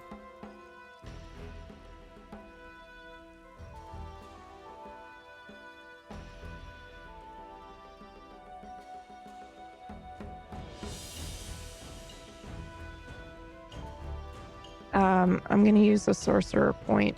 This is absurd. I'm going to use a sorcerer point. I'm going to drop the fucking darkness on us, and I'm going to cast it on the Seraph. Now that I know that she can't see. Okay.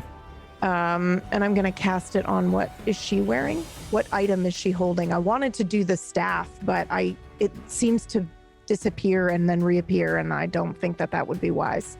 Yeah. So She, armor or any kind of like adornment or... She actually is naked. She doesn't have anything on, but she has like her skin is strange. And there are elements to it that are feathered. Where she's tiefling, Can I cast it on her wings? She has a tail. She has wings that are feathered and white. She has horns, but her skin scales in ways, somewhat covering her modestly, but also somewhat not. But she has like thick skin in places, lizard-like kind of scales that run up her body in varying areas. But she is actually wearing nothing. She's literally the only item she seems to have is the partisan. Can you only cast it on an item? Is that the issue? I think so, an object, yeah. If I want it to move, right? Yeah, her wings aren't an object. They're literally part of her body. It says from a point you choose within range. Let's see here. If the point you choose is an object you are holding or one that isn't being worn or carried, then it will emanate from the object and move with it. I'm Googling something else. Oh. Could I cast it on a feather? No. In her wing? It's still part of her, isn't it? Let's see.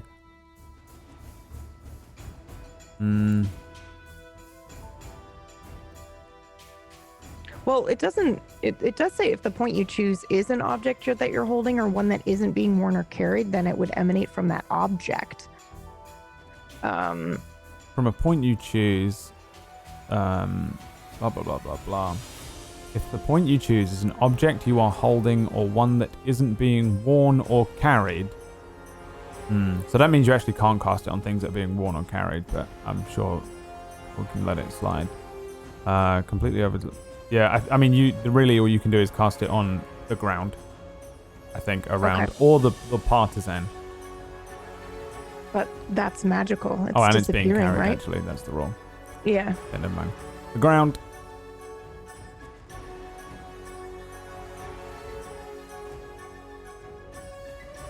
There's plenty of shit on the ground, like rocks and stuff that you could use, but it wouldn't technically be on I'll keep it on us then. I'll keep it on us then. I'm not going to drop it on us then. Okay. Darkness back up on you.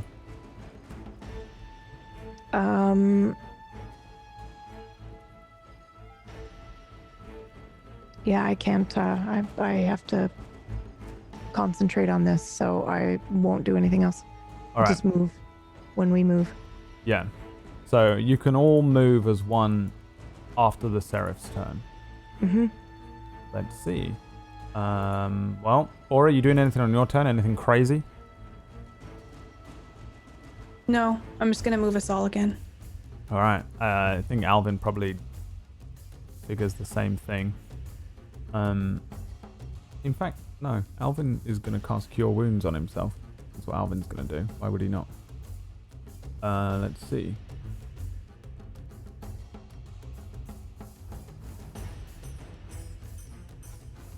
What it is? Yeah. Wow. Damn. He's so fucking good. He gets max healing. He does 10 heals to himself. You see him concentrate for a moment and then like hold a hand to his own face, and then a wave of healing magic runs across his body. The way he does it is strange though. It lifts all of his hair up, and there's a dimmed brightness that you can make out through the darkness for just a moment, and then he heals himself. The Seraph. What's the Seraph gonna do? Seraph's gonna fucking roll 1d6. 2. Same thing, I think. The Seraph. Let's see why the Seraph would know what's going on. The Seraph knows exactly what spell you cast. Yeah, but okay. Yeah, it doesn't matter, I guess. Same thing. So, the Seraph walks calmly behind where you guys are, walking along, lifting up her partisan. She brings it behind her back and then throws it once again into the darkness. Can you roll me a d3 again, Suuna? Sure. 3. Alvin again. Let's see. Disadvantage because of the darkness here. 14 is a hit because it's a 14 or a 17. So in the darkness here, you suddenly see the partisan fly, Suuna. Alvin suddenly lets out a cry. Ah! As the 10 healing damage is removed. He's suddenly brought down as this partisan, this big metal bar runs through his leg at the back. He hits the ground. You see a wash of blood run out over the partisan as it dematerializes, leaving just a hole in his leg and a rush of blood running down it onto the snow there. He loses that 10 again. Oh, my leg! Oh, what is it? I can't see. What is happening? No noise from the Seraph as you see once again the partisan reappears in her hand, and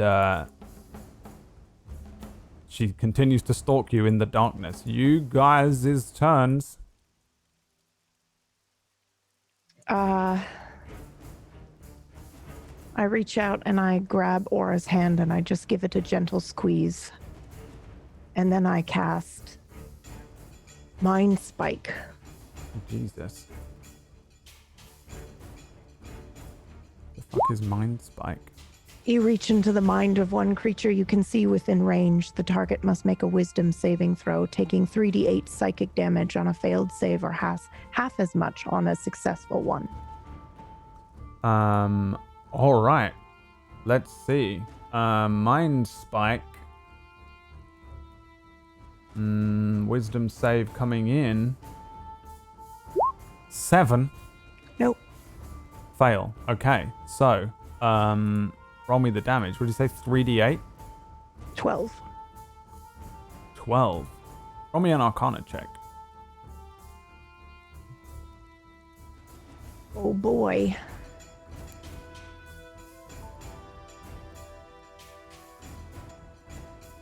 Nine. You get no feedback from the Mind Spike. So, how does this one look?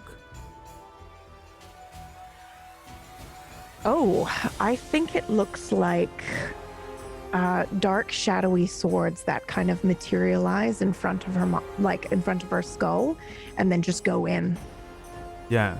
And suddenly everyone can Final see because Fantasy. it drops the darkness. But you see the seraph thing bring this partisan up, and then suddenly its head is like snapped backwards. The little smile wiped off of it as it moves its head. In fact, everyone give me perception checks. I'll give Alvin one as well. Well, he didn't see nothing. He's looking at his leg. Oh shit, I got a hole in my leg. He says, reaching down again as if he's going to heal himself once more. 13 on aura, perception Suuna. Sorry, perception? Yeah. 9. All right, aura, you see weird shit. Where the seraph's eyes were too wide at times and its mouth was too big, you see the eyes go around the side of her head, up towards where her horns are, like a bird for a moment. Her nose elongates and twists in a strange way, and her mouth opens in what looks like a silent scream. It doesn't make any noise whatsoever, before it shakes the effects off and its face returns to normal shape again as it stumbles forwards, bringing this partisan up, trying to reach up towards the sky and summon up another one of those lightning arcs. You see this this happens in like half a second, but you catch it.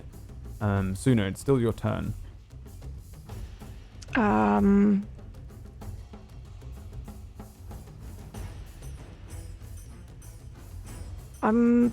gonna stay here by Alvin. All right. Ori, your turn. I'm gonna draw my sword and charge it, and try to stab it in the chest. All right. Give me the attack roll. Okay. 9. 9 is a miss. Yeah, you run forward, bringing the great sword up, and I think you're like you thrust forward with a lunge that's on target. But the seraph brings this partisan down, and it hits the sword in a way that, like, you watching it think that there's no way it's gonna parry this at all, but it pushes the sword with what looks like quite a decent amount of ease, as if you were a child, and you were going up against an adult and you had like a little toy sword. It just bats it to one side with a perfect parry, and it sends you to the right of the seraph as it takes more of a combat stance of its own in front of you, bringing the partisan down in two hands and looking at you now closely. You want to do anything else?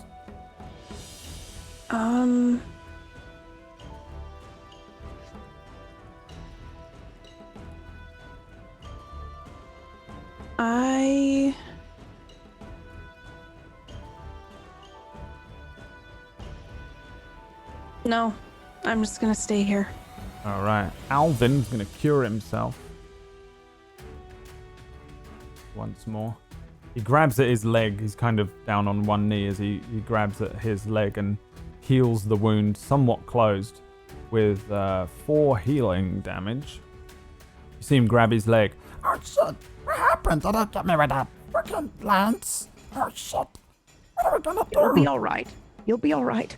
But we can't run. We have to stay and fight. Okay. He kind of steals himself. It looks like he's probably going to take some shots next turn.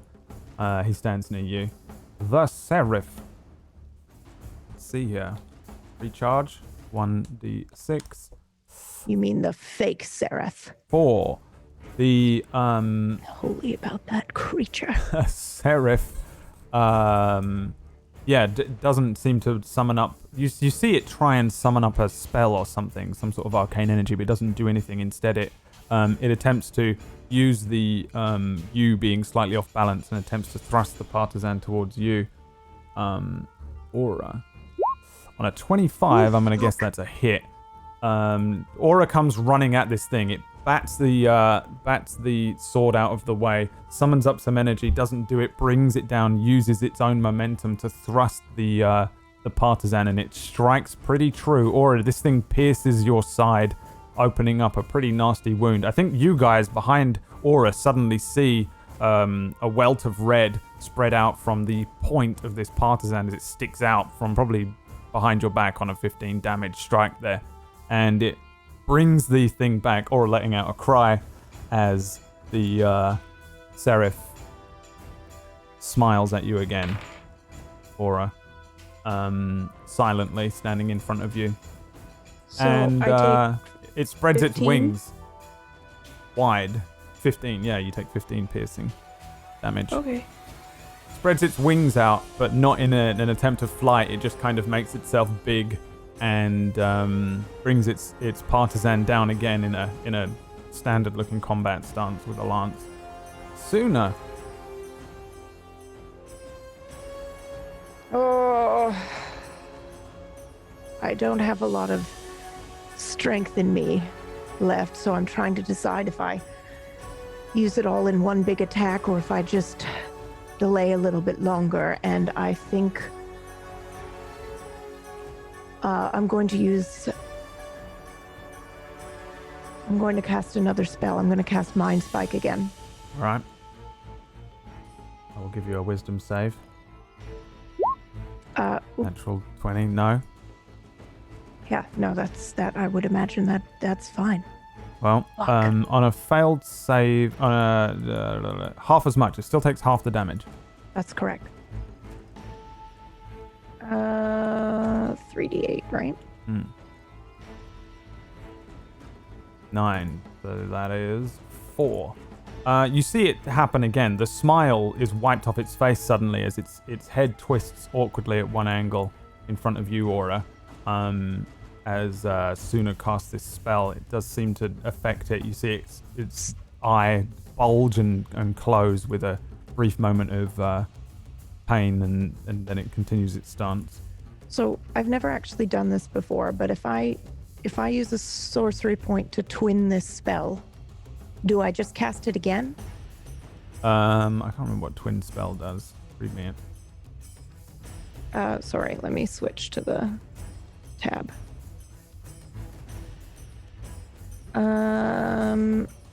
When you cast a spell that targets only one creature and doesn't have a range of self, you can spend a number of sorcery points equal to the spell's level to target a second creature. Oh, never mind. I thought I could just cast it twice. Right. Yeah. No. Yeah. That's the one where you can do two. Yeah. Okay. So no. Then I don't want to do that. Yeah. Okay. Stay in there. Yep. All right. Alvin shouts out from behind you, Aura, and says, Are you okay? I haven't got any Mercurian spells. I'm pretty hurt. So I just kind of look over my shoulder and I don't want him coming over here. So I'm not going to respond.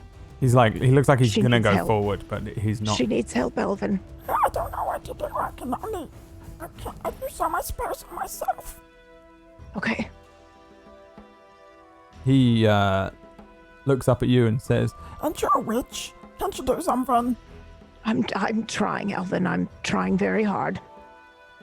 the turn is yours, Aura. Sure is. I'm gonna...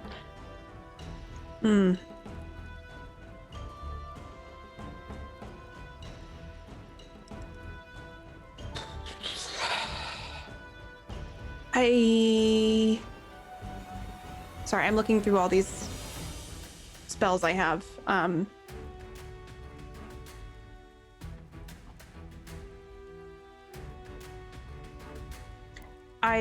gonna do... I'm gonna do Cure Wounds on myself, because if I get hit again, I'm just gonna go down. Okay. So I'm gonna touch this fresh wound on me and cast Cure Wounds on myself. All right. Roll it up. Okay. 7. I'll take it. Mm-hmm.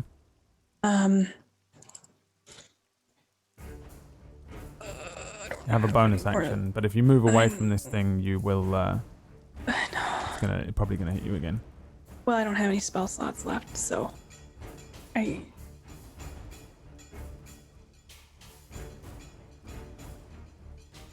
just gonna hang tight.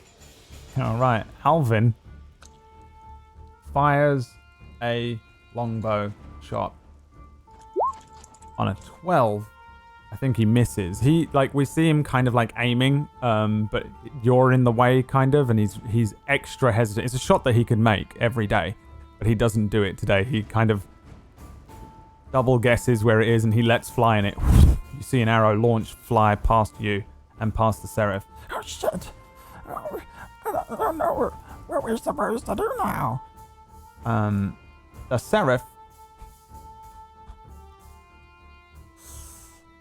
brings the partisan back, watches you and your hesitant moves. You heal yourself and readies another partisan strike. That's where we're going to flip to the other two. Fucking hell. Back in the Pyreheart manor, a slightly different scene is probably playing out here. I'm not doing anything wrong. As you two creep out and head upstairs. Both of you give me stealth rolls. I did one right before we faded out. I got a 16. Yeah, what was it? Do you want me to redo it? 16? No, that's fine.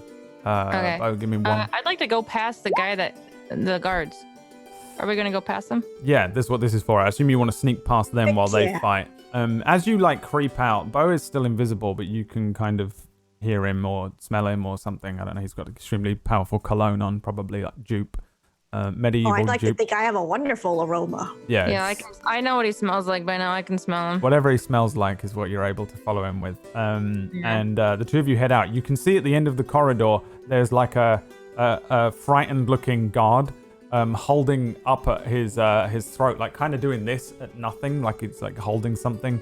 You can see 3 other guards with their swords out, edging forwards, and you can hear a voice from down the hallway from no one speaking, just saying, "Come on in, boys, what you got? Hey, come on, let's see what you got. What I train you to be a bunch of little boys. Come on, men." And then you guys creep past and head down the hallway. No? I whispered to Beau, we need to take him out. All right, well, we'll help him out. I mean, I paid him off. He deserves, an extra hand. Yeah, we should probably get rid of these guards that he's trying to fight, because if that's whatever you did to him, I'm assuming you cast a spell. Yeah, I charmed him, which he's gonna remember everything by the time. We're gonna need to take these guys out, because once that's over, I don't want him coming after us. Through that. I mean, I paid him. I'm not talking about him. We gotta get the others.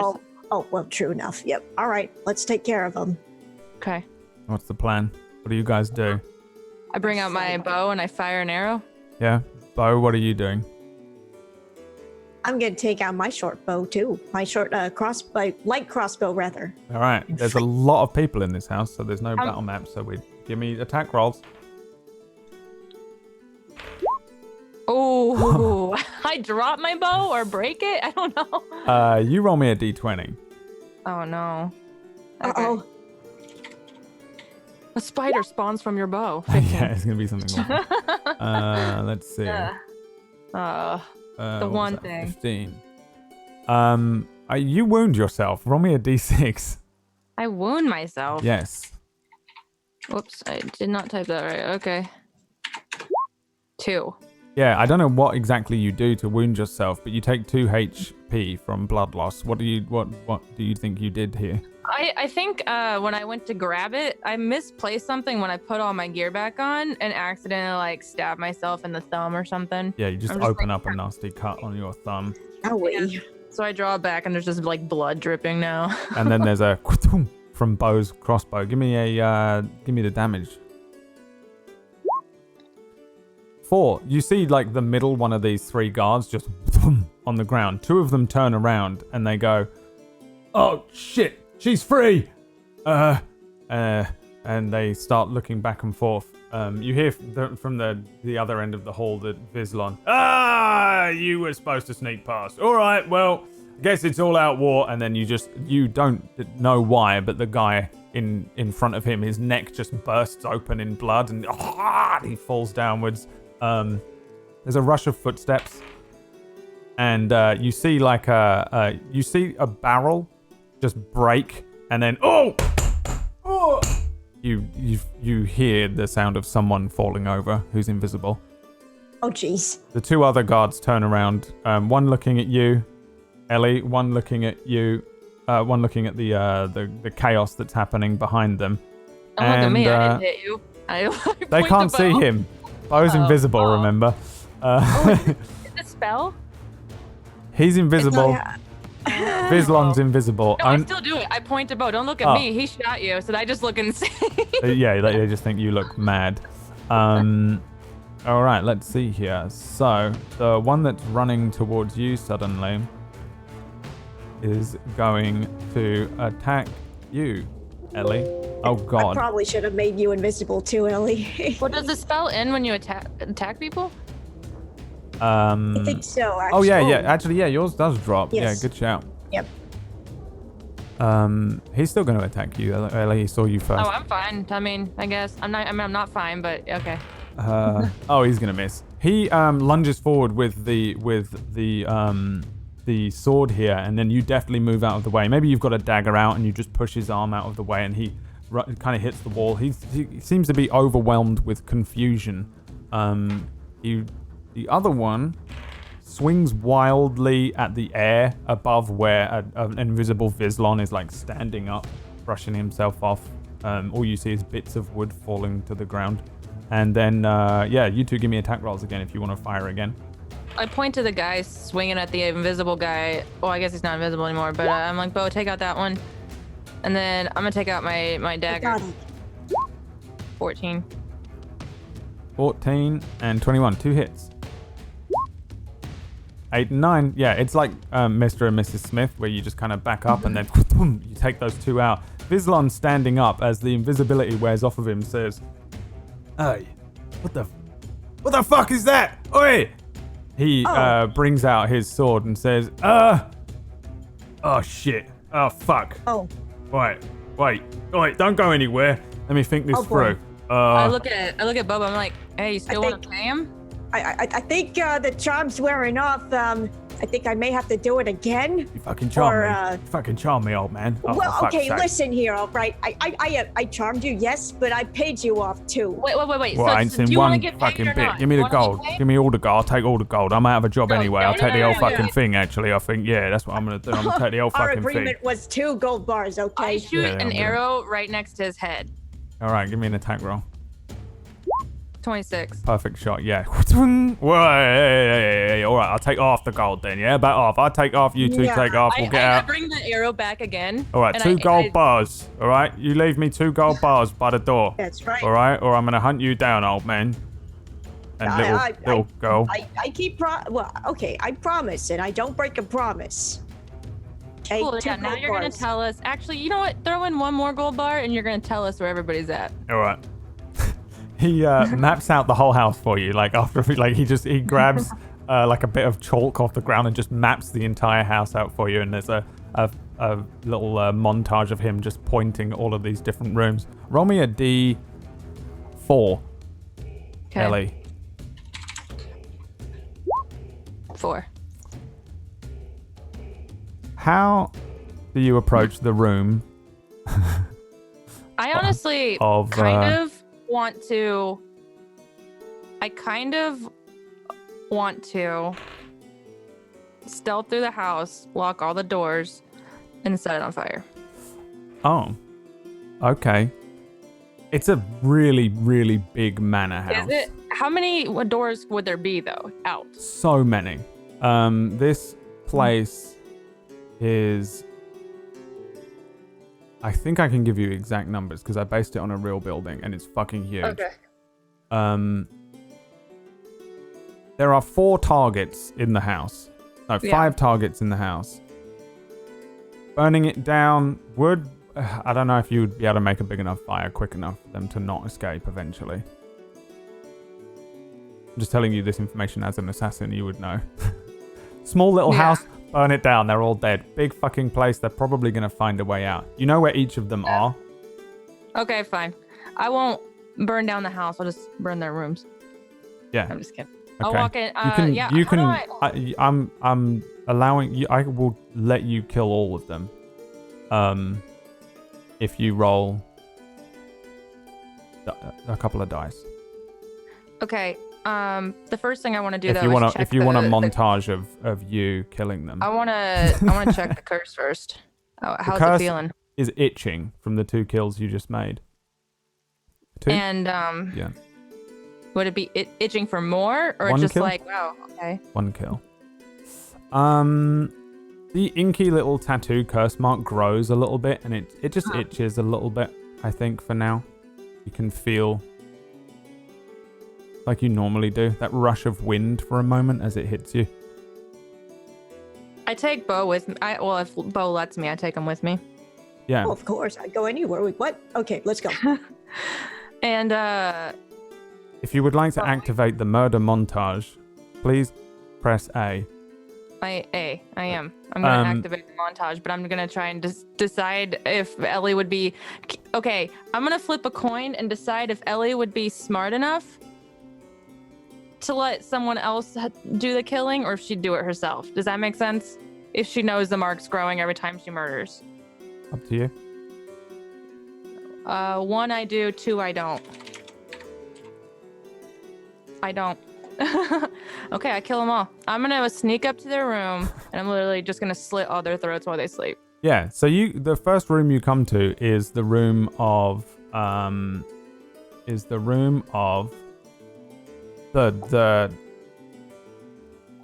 guy that runs the logging business and mills, the eldest son of the house, Clark Pyreheart. He's about 41 or so. He has the second biggest room in the house, and it's relatively close to where you guys are. As you sneak upstairs, you find 2 or 3 men on the way up there. Do you want to kill them too? Are they servants? They're guys that work as guards for the house. I don't think I have a way of knocking them out, so... You can try and sneak past them. You'll both have to roll me stealth rolls. Yeah, I'll sneak. I'll try to sneak past. All right, give me stealth rolls. 19. 19. Yeah, the 2 of you, you see you 2 creeping behind 2 guards as they walk down a hallway. There's a moment where the camera sees the guards, turns to the right, and there's just Beau with like a pot on his head, and Ellie's just nowhere to be seen. It turns back, they walk past, turns back, Beau lifts the pot off of his head, and Ellie, like a spider, appears from the roof. And the 2 of you continue down the hallway, and you come to the first room. Clark is sitting at like a big desk. He's got lots of like vellum paper, scrolls. You can see manifest after manifest, all these things. There's a few sacks of silver and gold that he's like counting through, and he's got some things that he's weighing up. How do you kill him? Describe the scene.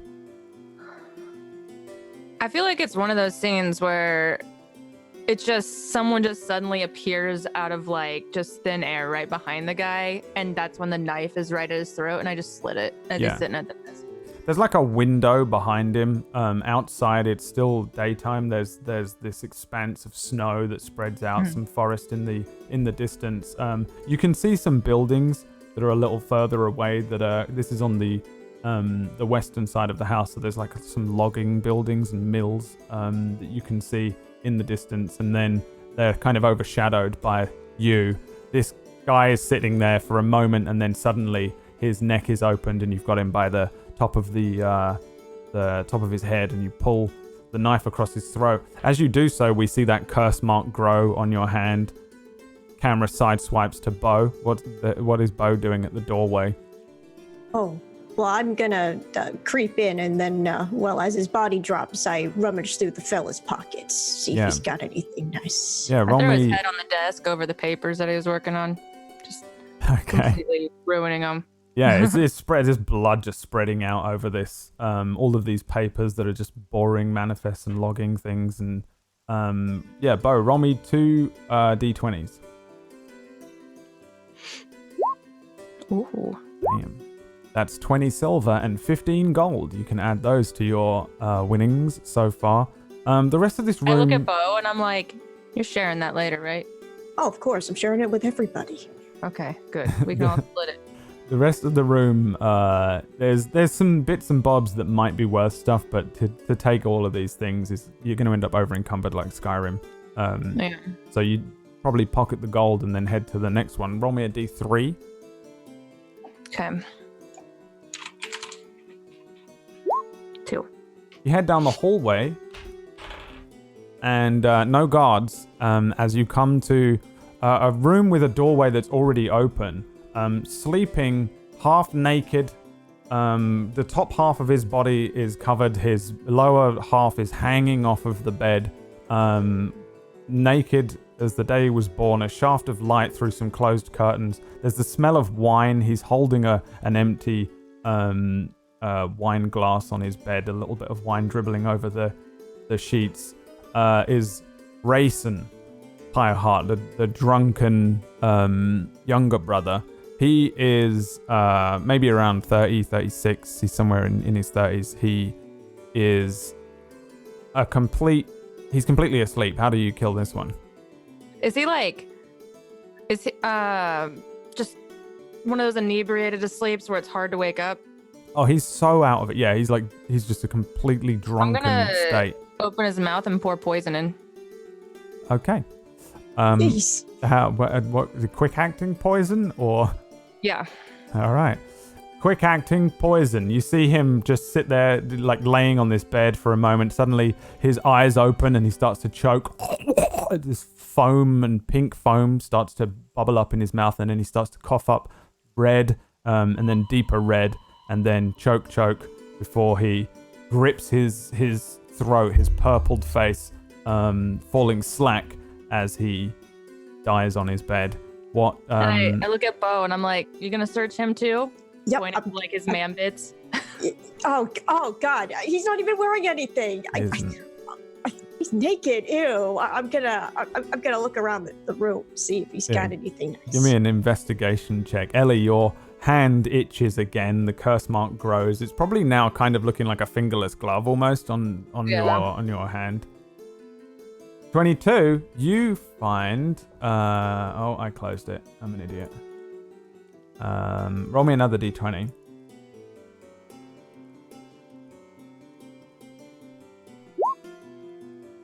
6. You find in here there is like lots of fine clothing, but really nothing of worth outside of just you could each take probably one set of fine clothes each that were designed for a man, but that's up to you. Whether actually, you know what, he probably would have all sorts of women's clothes in here. So if you want to take one set each of like exceptional clothing, you can do that. I'd probably take it because I already gave mine away. Yeah. So add to your equipment fine clothes or exceptional clothes, just unbelievably nice, rich, super fancy clothing, the type of thing that you'd wear to like a ball or something like that, like a shirt and pants, that kind of thing. And other than that, he doesn't seem to have anything. It's like he squanders all his money away, or maybe they don't trust him with any. He just doesn't seem to have any coin in here at all.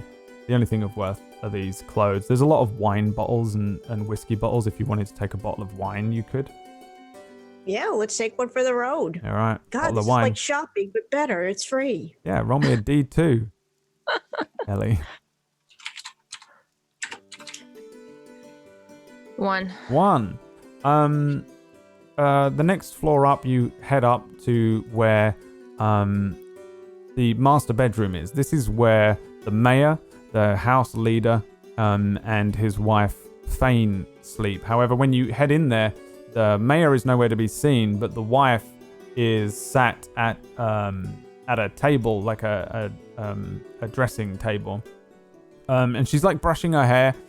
She's sitting like she's getting ready for the day, kind of thing, as opposed to going to bed. Like she looks like she's just woken up. The bed looks kind of unraveled. You can see that entering this room will be a little more difficult than the others. Roll me a stealth check.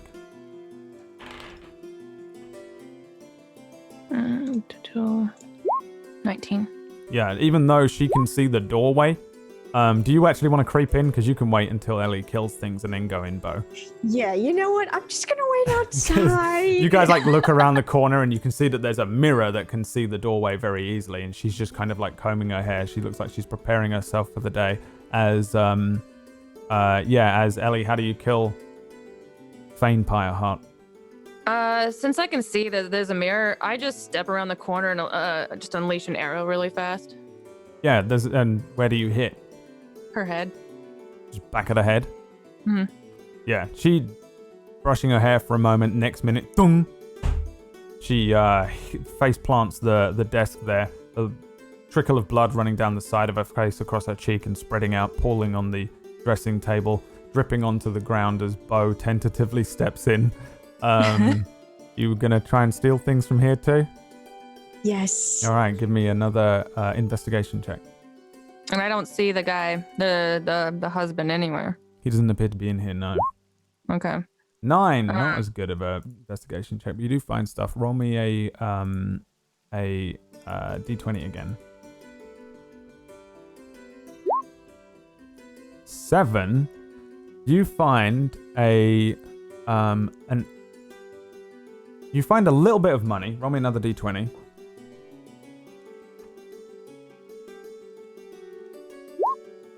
You find 6 gold in here. It doesn't seem like this is the place where they keep gold. You do find what it might sell. It might be useful. You find a relatively well drawn out local map of the area. A bit like the back of the card that you guys had. It seems to cover that same kind of area. The area around the woods the most, and then spreads out towards where the river is. And it seems to mark where the town is. It looks like the town is a little smaller, like the map was a little older when it was made, but it manages to cover the area relatively well. So you have a decent local map. And you also find a ring. It is her wedding ring, if you want to take it off of her hand. Oh. I think it I chop off her finger and give it to Beau. You get a bloody, blood-stained wedding ring. I just carefully take it from Ellie. Yeah, and it's an extremely well-crafted golden ring. You can see that it would be worth a lot. How much? You don't know. But you can add that to your list. Make sure you're adding this stuff down, by the way, because I'm not writing it down. I was going to say, is someone writing this down? If you're not writing it down, it will just be like, it fell out of your pocket and into the sewer and is gone. And then, you guys creep out. Heading down the hallway, you come to an area where there are it looks like an area that's just set outside of the kitchen for staff to maybe eat in. It's maybe where the bowler hat guys meet and hang out. It's like just a dining room that isn't anywhere near as extravagant as the one that's on the screen. Just a few tables set around, and then beyond that you can smell the smells of the food that was being cooked and prepared previously coming through. The people that are in this room, you see 4 of those bowler hat guys, and you see a woman that Vislon described to you as Nylora Pyreheart. He described her as a bitch, but she knows how to fight, and she often trains alongside and hangs out with the men that Vislon was a part of. How do you want to kill everyone in this room? How many are there in here again? 4 men and the Pyreheart. She's the youngest child of the Pyrehearts that isn't Lindis. How old is she? Maybe 20, she looks. Okay, so she's an adult. Yeah, the youngest one is Lindis, and he was 17, and you already killed him. Well, that guy also was gonna cut. He was gonna be Ed Gein, so. Everyone in this family is lawful evil. Actually, Lindis is. Yeah, actually, no, he's probably lawful evil. I'd like to pop out of stealth, send an arrow flying through her, and then try to either run or go back into stealth. All right, give me a stealth check. Okay. 20. There's chaos as we see the scene after you've already left. As the 4 men are like wildly accusing each other, but confusedly. What did you You! What happened? Oh god, she's dead. Oh fuck.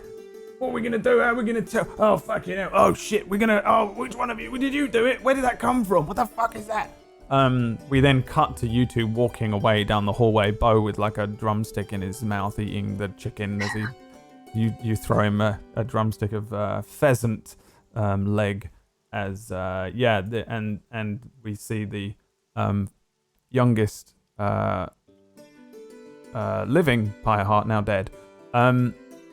Arrow probably through one eye, head kind of held back as someone is shaking her, and her own like knife that she had in her hand as she was like throwing a knife up and down. She's kind of like she fancies herself to be a bit of a fighter, but she's nothing compared to one of the Assassins Guild. Falls to the ground. You have one last room to check where the mayor might be, the study. Is that where you guys head next? Yeah. As Bobo's eating, I'm gonna head to the study. Yeah. It's down a set of stairs in one of the towers, in an adjacent tower to where the mortuary was, and you guys head down those stairs towards the final room, and that's where we switch to the other gang again. Back to the fight. After all the murder comes some murder. So you lot fighting the Seraph on the other side here. You Aura, you see the Seraph bring down the partisan and she looks as if she's going to thrust it towards you once again. Incoming attack.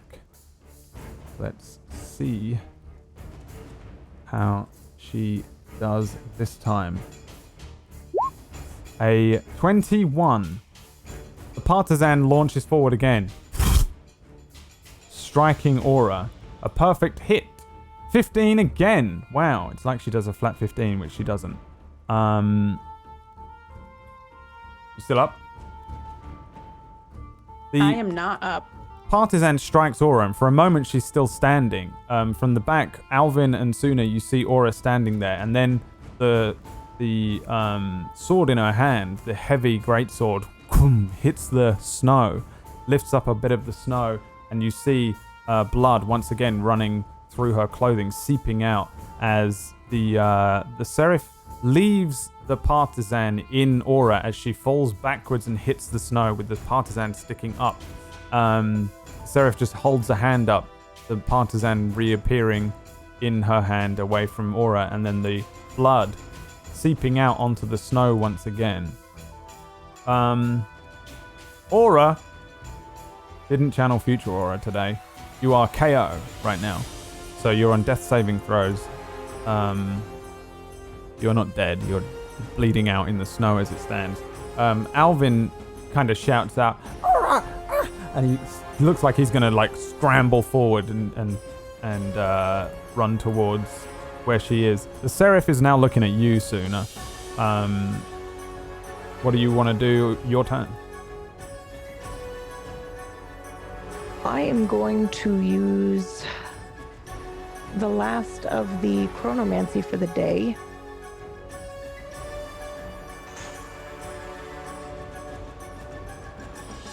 And I'm going to accelerate myself again. Okay, can you do this twice? It says twice a day before a rest. Okay, then yes. You can I can't perform remember channel what time. Yeah, I think you're probably right. Twice Yeah, before a long rest. yeah, you can. I'm done. Okay. You give yourself an action? Yeah, it gives me two Right. actions this turn. So I am going to... I'm going to cast Frostbite.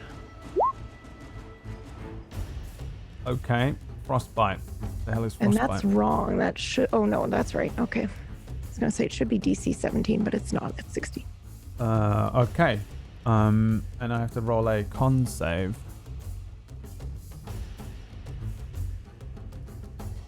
Bam. 13 is a fail. What happens?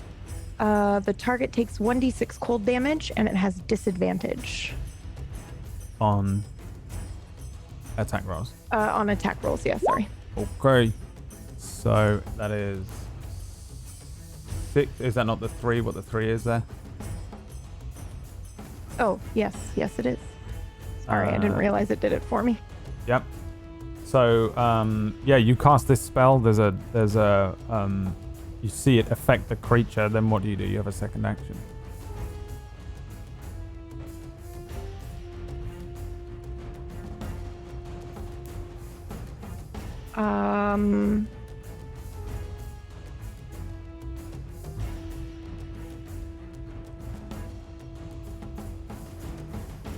Yeah, I do it again. All right. So it just has to roll a con again. I knew where my mouse was. 9, another fail. 6. 6 damage this time. Yeah, it totally affects this thing. You can see. I mean, how does it look? Have you cast this before? What are you doing to it? I haven't cast this before, but I don't reach out like I normally do. I squeeze onto my staff, and then it's like it gets kind of frozen and then goes down into the ground and then just kind of grasps the seraph from the ground. Okay. Like slowing her.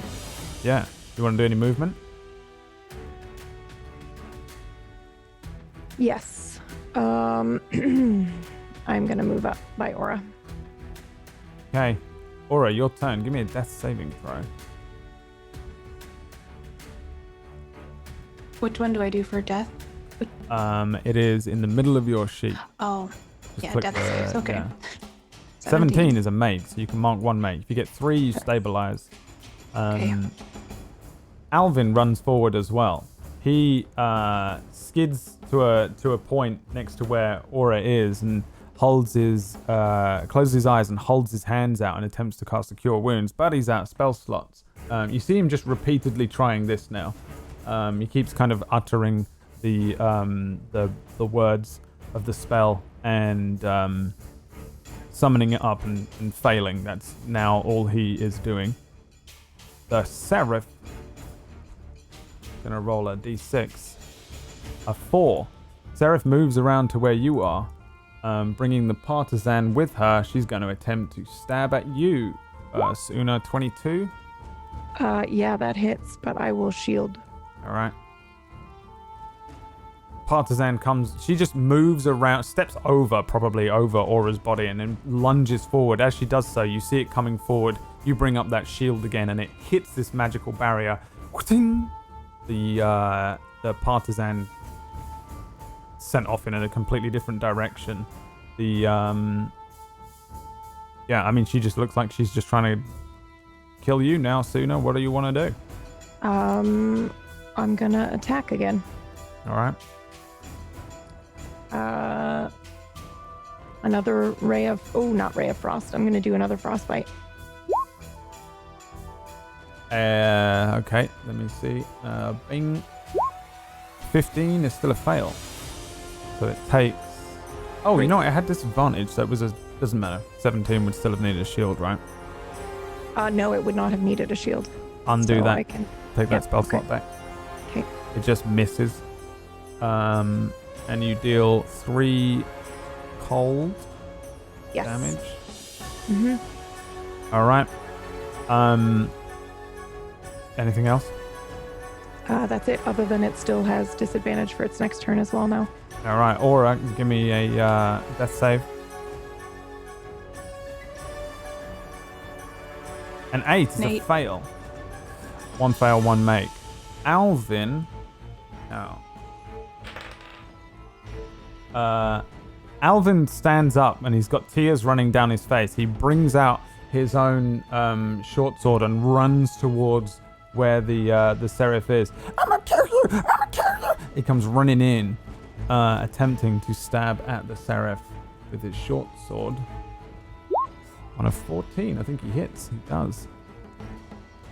He's going to deal 5 piercing damage. You see the short sword buried into the side of this seraph, much taller than he is. The seraph, by the way, is maybe about 6'5" ish, something like that. She's very tall. She's kind of Amazonian looking in that kind of classic Wonder Woman comic book style. And this short sword is buried into the side, and then the seraph spins away. Alvin loses his grip. The sword is still sticking out of the side of the seraph, and it lets out like a non. Well, it makes a kind of snarl face, opening its mouth, letting no noise out whatsoever. It's going to decide who to attack. Oh, actually, no, it's not even going to decide who to attack. It's 100% going to attack Suuna. Suuna, disadvantage attack. It swings its partisan again on a 13. Nope. Swings the partisan across where you are and brings it to your turn. Frostbite again.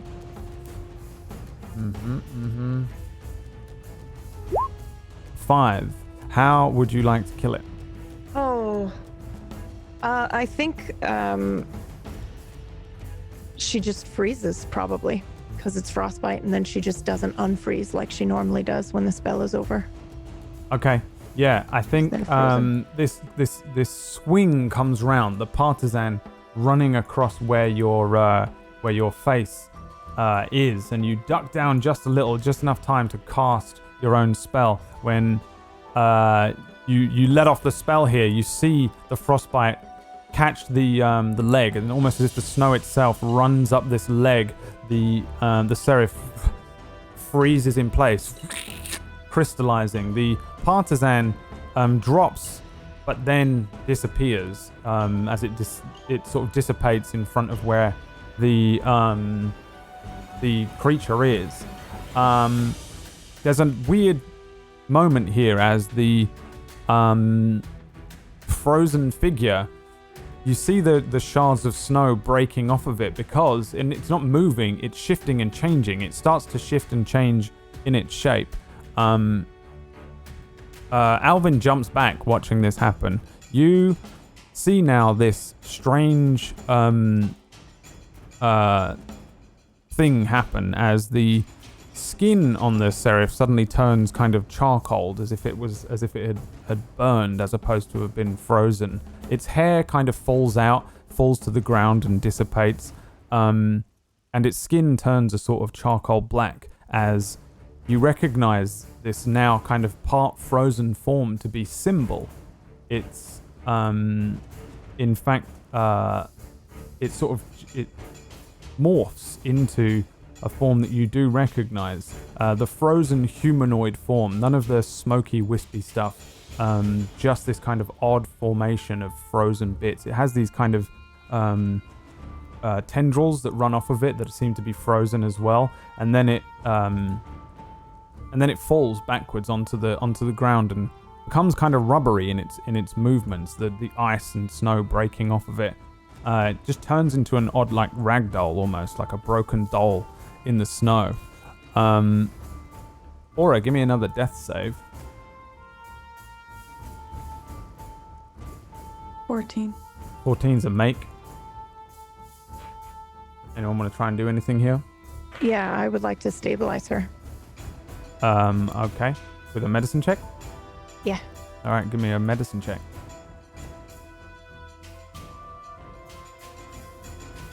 14. 14. I don't think does it, or does it? Actually, I think, yeah. You know what? Alvin is there as well, and you see him kind of push down on this wound next to you. You push down on another one. Aura, give me a death save as well. A 1. It's bad. You're not dead. It's not an actual death save. These two are kind of trying to keep you alive here. Alvin like pushes down on the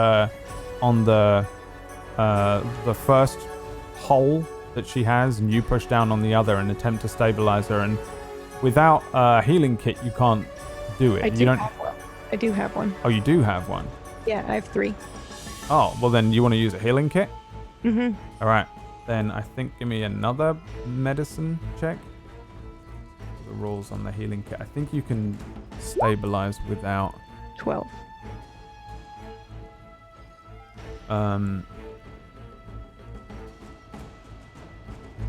Oh, you can use it. You can Yeah. just use this and suture Okay. up the wounds here. She doesn't wake up. Wonderful. She doesn't wake up. You start to deal with these wounds. Alvin is kind of freaking out next to you, but he seems to know his way around medicine a little bit. He kind of understands to put pressure on the wound and things. And the two of you start to get to work on helping Aura, and then eventually maybe bringing her inside as we shift once again back to the other gang. Sorry, KPP. It happened again.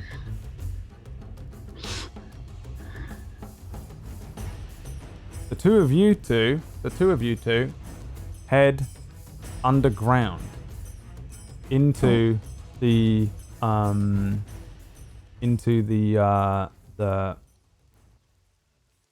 study here in the Pyreheart mansion. As you come down the stairs, there is two men waiting at the doorway to the entrance here. What do you want to do with them? Stealth past. Can we stealth past? Yeah, you can try and give me stealth checks. Boy. 15. 15. 18. 18. Beau's like learning the ways of the assassin here. I'll train you yet, young Padawan. Yeah. My apprentice. He's more like a Sith apprentice than sorry. than a Padawan. You two, you creep past the guards at the doorway and then head down a final smaller set of stairs and walk into the room here, and you see kind of just like a classic posh study. There's a bookshelf with some nice looking leather-bound books on it. There's a chandelier. There's a fireplace which is lit. The room is quite cozy, quite warm for an underground study. At the center of the room, there's a desk that looks out of a window that's kind of high up. You're not entirely underground. You see a man sitting there, expectantly almost, as he looks out over his desk towards you. He's kind of an older looking man, probably in his late 60s. He's wearing, compared to the others who were all wearing quite nice, fine clothes, he actually appears to just be wearing a relatively standard looking tunic, which is kind of rolled up to the sleeves. He's rolled up the sleeves, and he's wearing just kind of like traveler's pants, like the type of thing you might see on a well-off but not entirely noble-born commoner in town.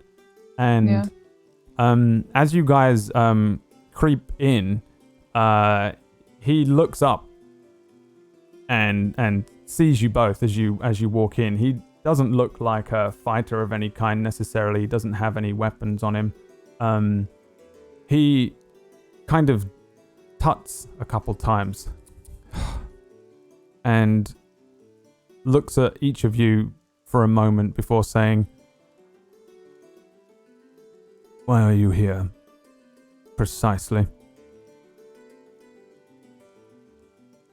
I mean, I probably got blood all over me, so Yeah, you guys look fucked up. You look super fucked up. I don't even say anything. I just look at him and I bring out a dagger. Petty vengeance. Do you think it will serve some sort of greater good to cut me? Do you have a better idea? You are no more than an immature child with a sharp stick. I throw the dagger. All right, give me the attack roll. Is there a specific role for throwing a dagger? I think it's the same roll. Okay. It's just it has range stats, but it 17. won't matter here. Yeah, you fire this dagger across the room. He moves a little not too much, and it sticks him in the shoulder. It buries itself deep, and he kind of grunts as it pushes him back in his chair, and he says, "Yes, anybody can twirl a blade." He holds his hand up. He says, "But your small mind doesn't understand the repercussions." It's like he's purposely egging you on. I don't understand this guy. I would think he'd be begging for his life. I look at Beau and I'm like, you want to take a shot? No, I prefer. I think you should take a shot. No. Oh, you scared, Beau? I just want to know what's up with I'm not scared. It's just I want to know what's up with this fella. Like, hello? We're trying to have a conversation with you. I know. Before killing you. He's just not giving us any information. He's not telling us, why. What is it? What is it, old man? What do you want? Beau, I'm not talking to you. He sort of pushes back in his chair, but he doesn't stand up. He looks down at the wound as the blood is running over his hand. The blade is in deep under his collarbone, and he looks up and says, poison now. "Is it the venom dagger?" Yeah. Oh, he's probably fucked then. In fact, I'll roll for now. Okay. He looks down at it and looks up and says, "Do you think you are the first person to try and kill me? You are not." He says, he holds his hand up. No, but I'll be the last. Holds his hand up and says, "I asked why you were here precisely. Who sent you and why?" Well, I got asked on a date. I got asked to be here. So I got invited in. I don't know what you're talking about, thinking I'm coming in here trying to kill you all. That was until I was naked and chained down to a table and about to be experimented on by one of your boys. Oh, don't worry. I took care of him too. It was quick. So, vengeance for my son's misgivings then. Very well. I understand. Well, you're not really a good father, I would say. No, I am not. He, looks down at the papers that are on his desk and he pushes them forward and says, "I'll give you money. I'll give you deeds to land if you want them. But I'm guessing you're not going to take them, are you?" You know what? You sign over everything you own. Everything. And maybe I'll take that into consideration. I mean, everything. I want this house. I want you to resign. I want everything. You are a fool.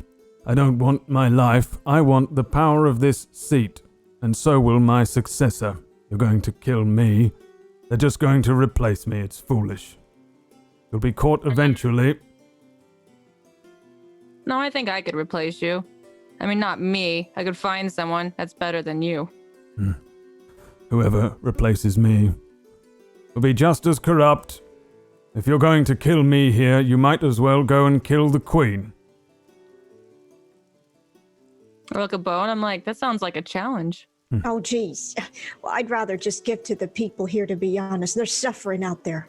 That's why we're here. All that stuff we found, we could just give it to them. And then there's more. Look, I mean, we could just go take some more. Yes, there's always more. Go and kill the queen, and then what? Does she not serve the gods? Are you going to climb up and cut them from their godly thrones as well?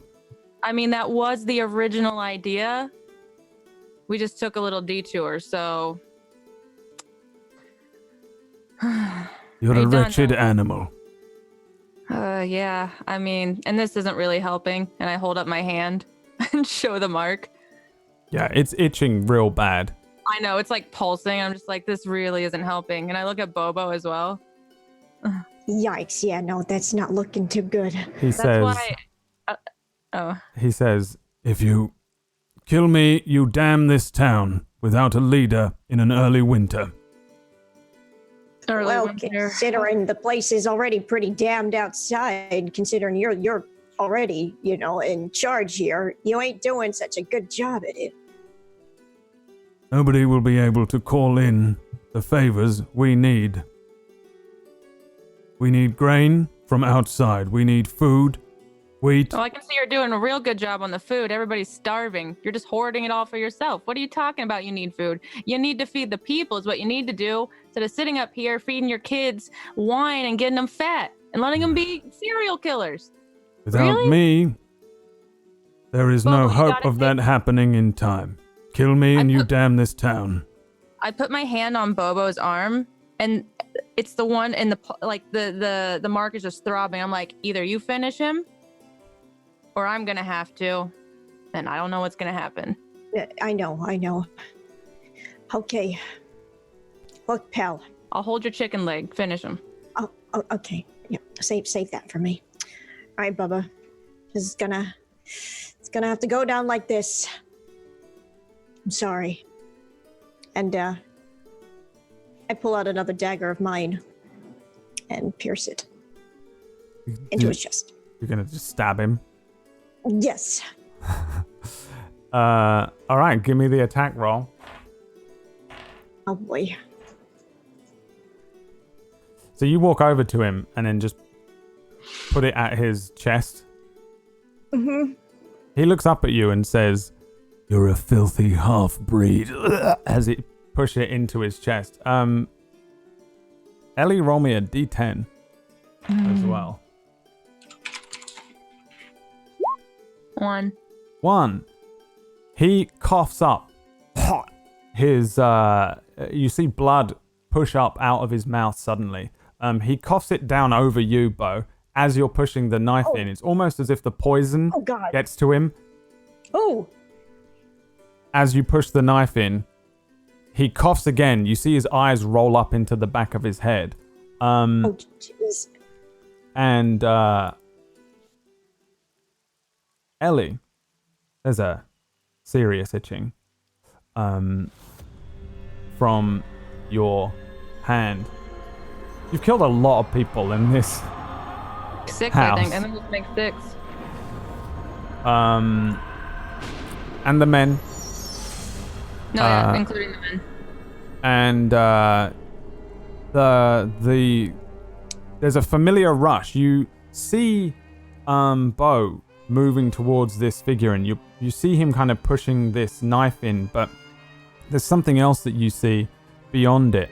As the mayor coughs up his last breath, you see his very soul drawn from him from a moment, and you see kind of a ghostly face, and it's the face of Holston Pyreheart, this man.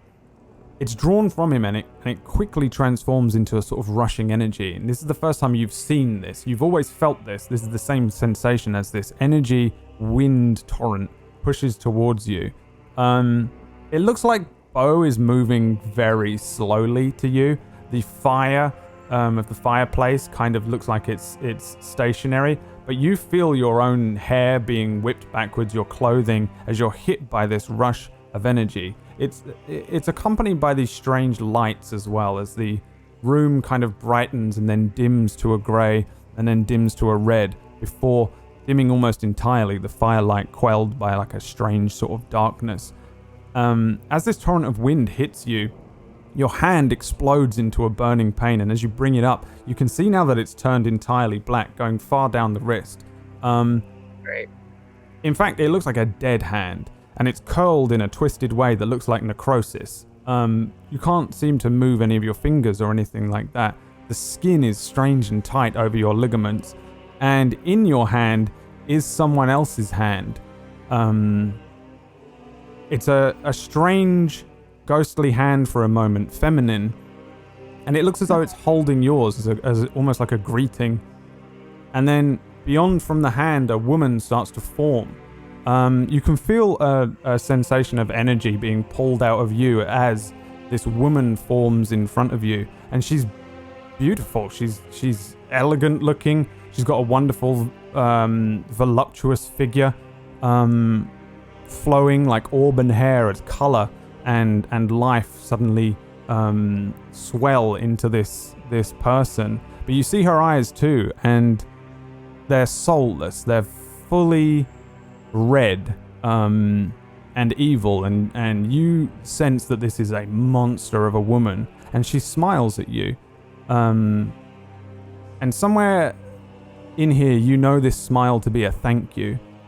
And she lets go of your dead hand, and you fall. And as you do so, you see your own twisting, ghostly face leave your body, and the torrent of wind buffets the beautiful woman, pushes her hair away from her as your vision fades to black. And that is where we end our session today. You've got to be kidding. Thanks so much for playing, players. And you did a good job. You're all alive, I guess, for now. Am I? Well, we don't know what's going on with you. We don't know what's going on with you. Well, welcome back. And we'll see you next week. Let's do a quick round of shout-outs before we depart. Either I'm dead or I'm gonna be like Dean when he turns into a demon and has no soul and kills everybody. Oh god. We'll find out in 2 weeks. Tune in next time to Dragon Ball Z. Tune in 2 weeks to find out precisely what happens to Ellie. Pocket. Where can people find you? Since you will unfortunately not be here next week.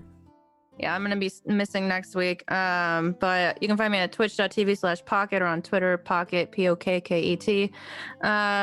Been doing a lot of photo taking and stuff and streaming casually.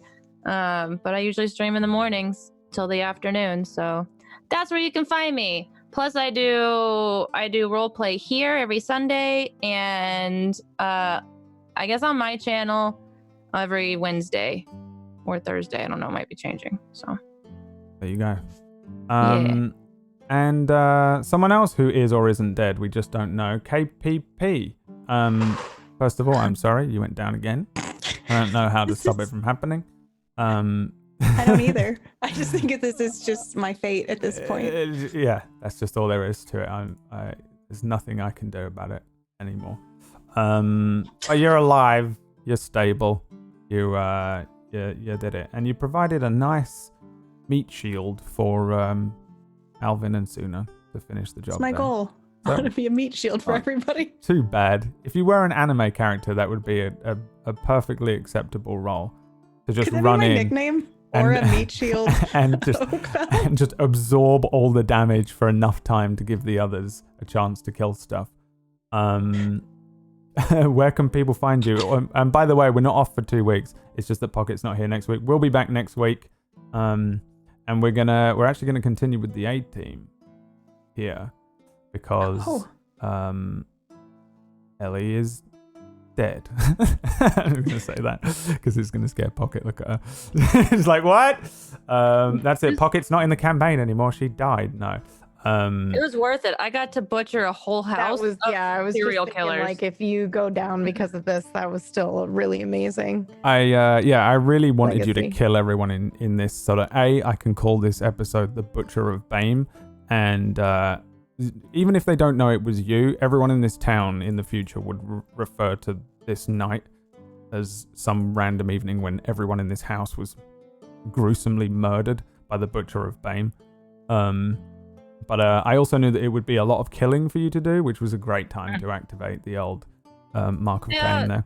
I've been walking around with it long enough, and we haven't found a cleric. So I was like, well, this is how I choose to go down. I'm gonna. Well, as soon as he drugged me, that's when I was like, no, 100%, I'm killing everybody. I choose to die on this hill. Yeah, it was a good hill to die, and I'm glad it worked out well narratively for me. So KPP, where can people find you in the week? And we'll see you next week.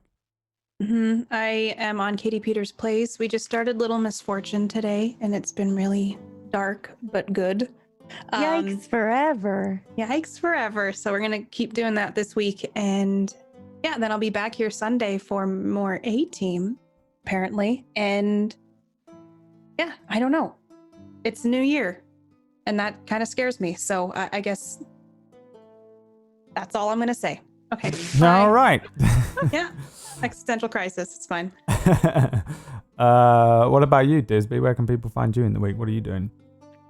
You can find me here on Twitch at DisbyRx, and I do a bunch of scary games and the whole roleplay thing as well on Red Dead Redemption 2. I'm addicted as fruit. Anyway, yeah, if you want to come hang out, come find me here on Twitch at DisbyRx. And happy 2020, everybody. And what about you, PB?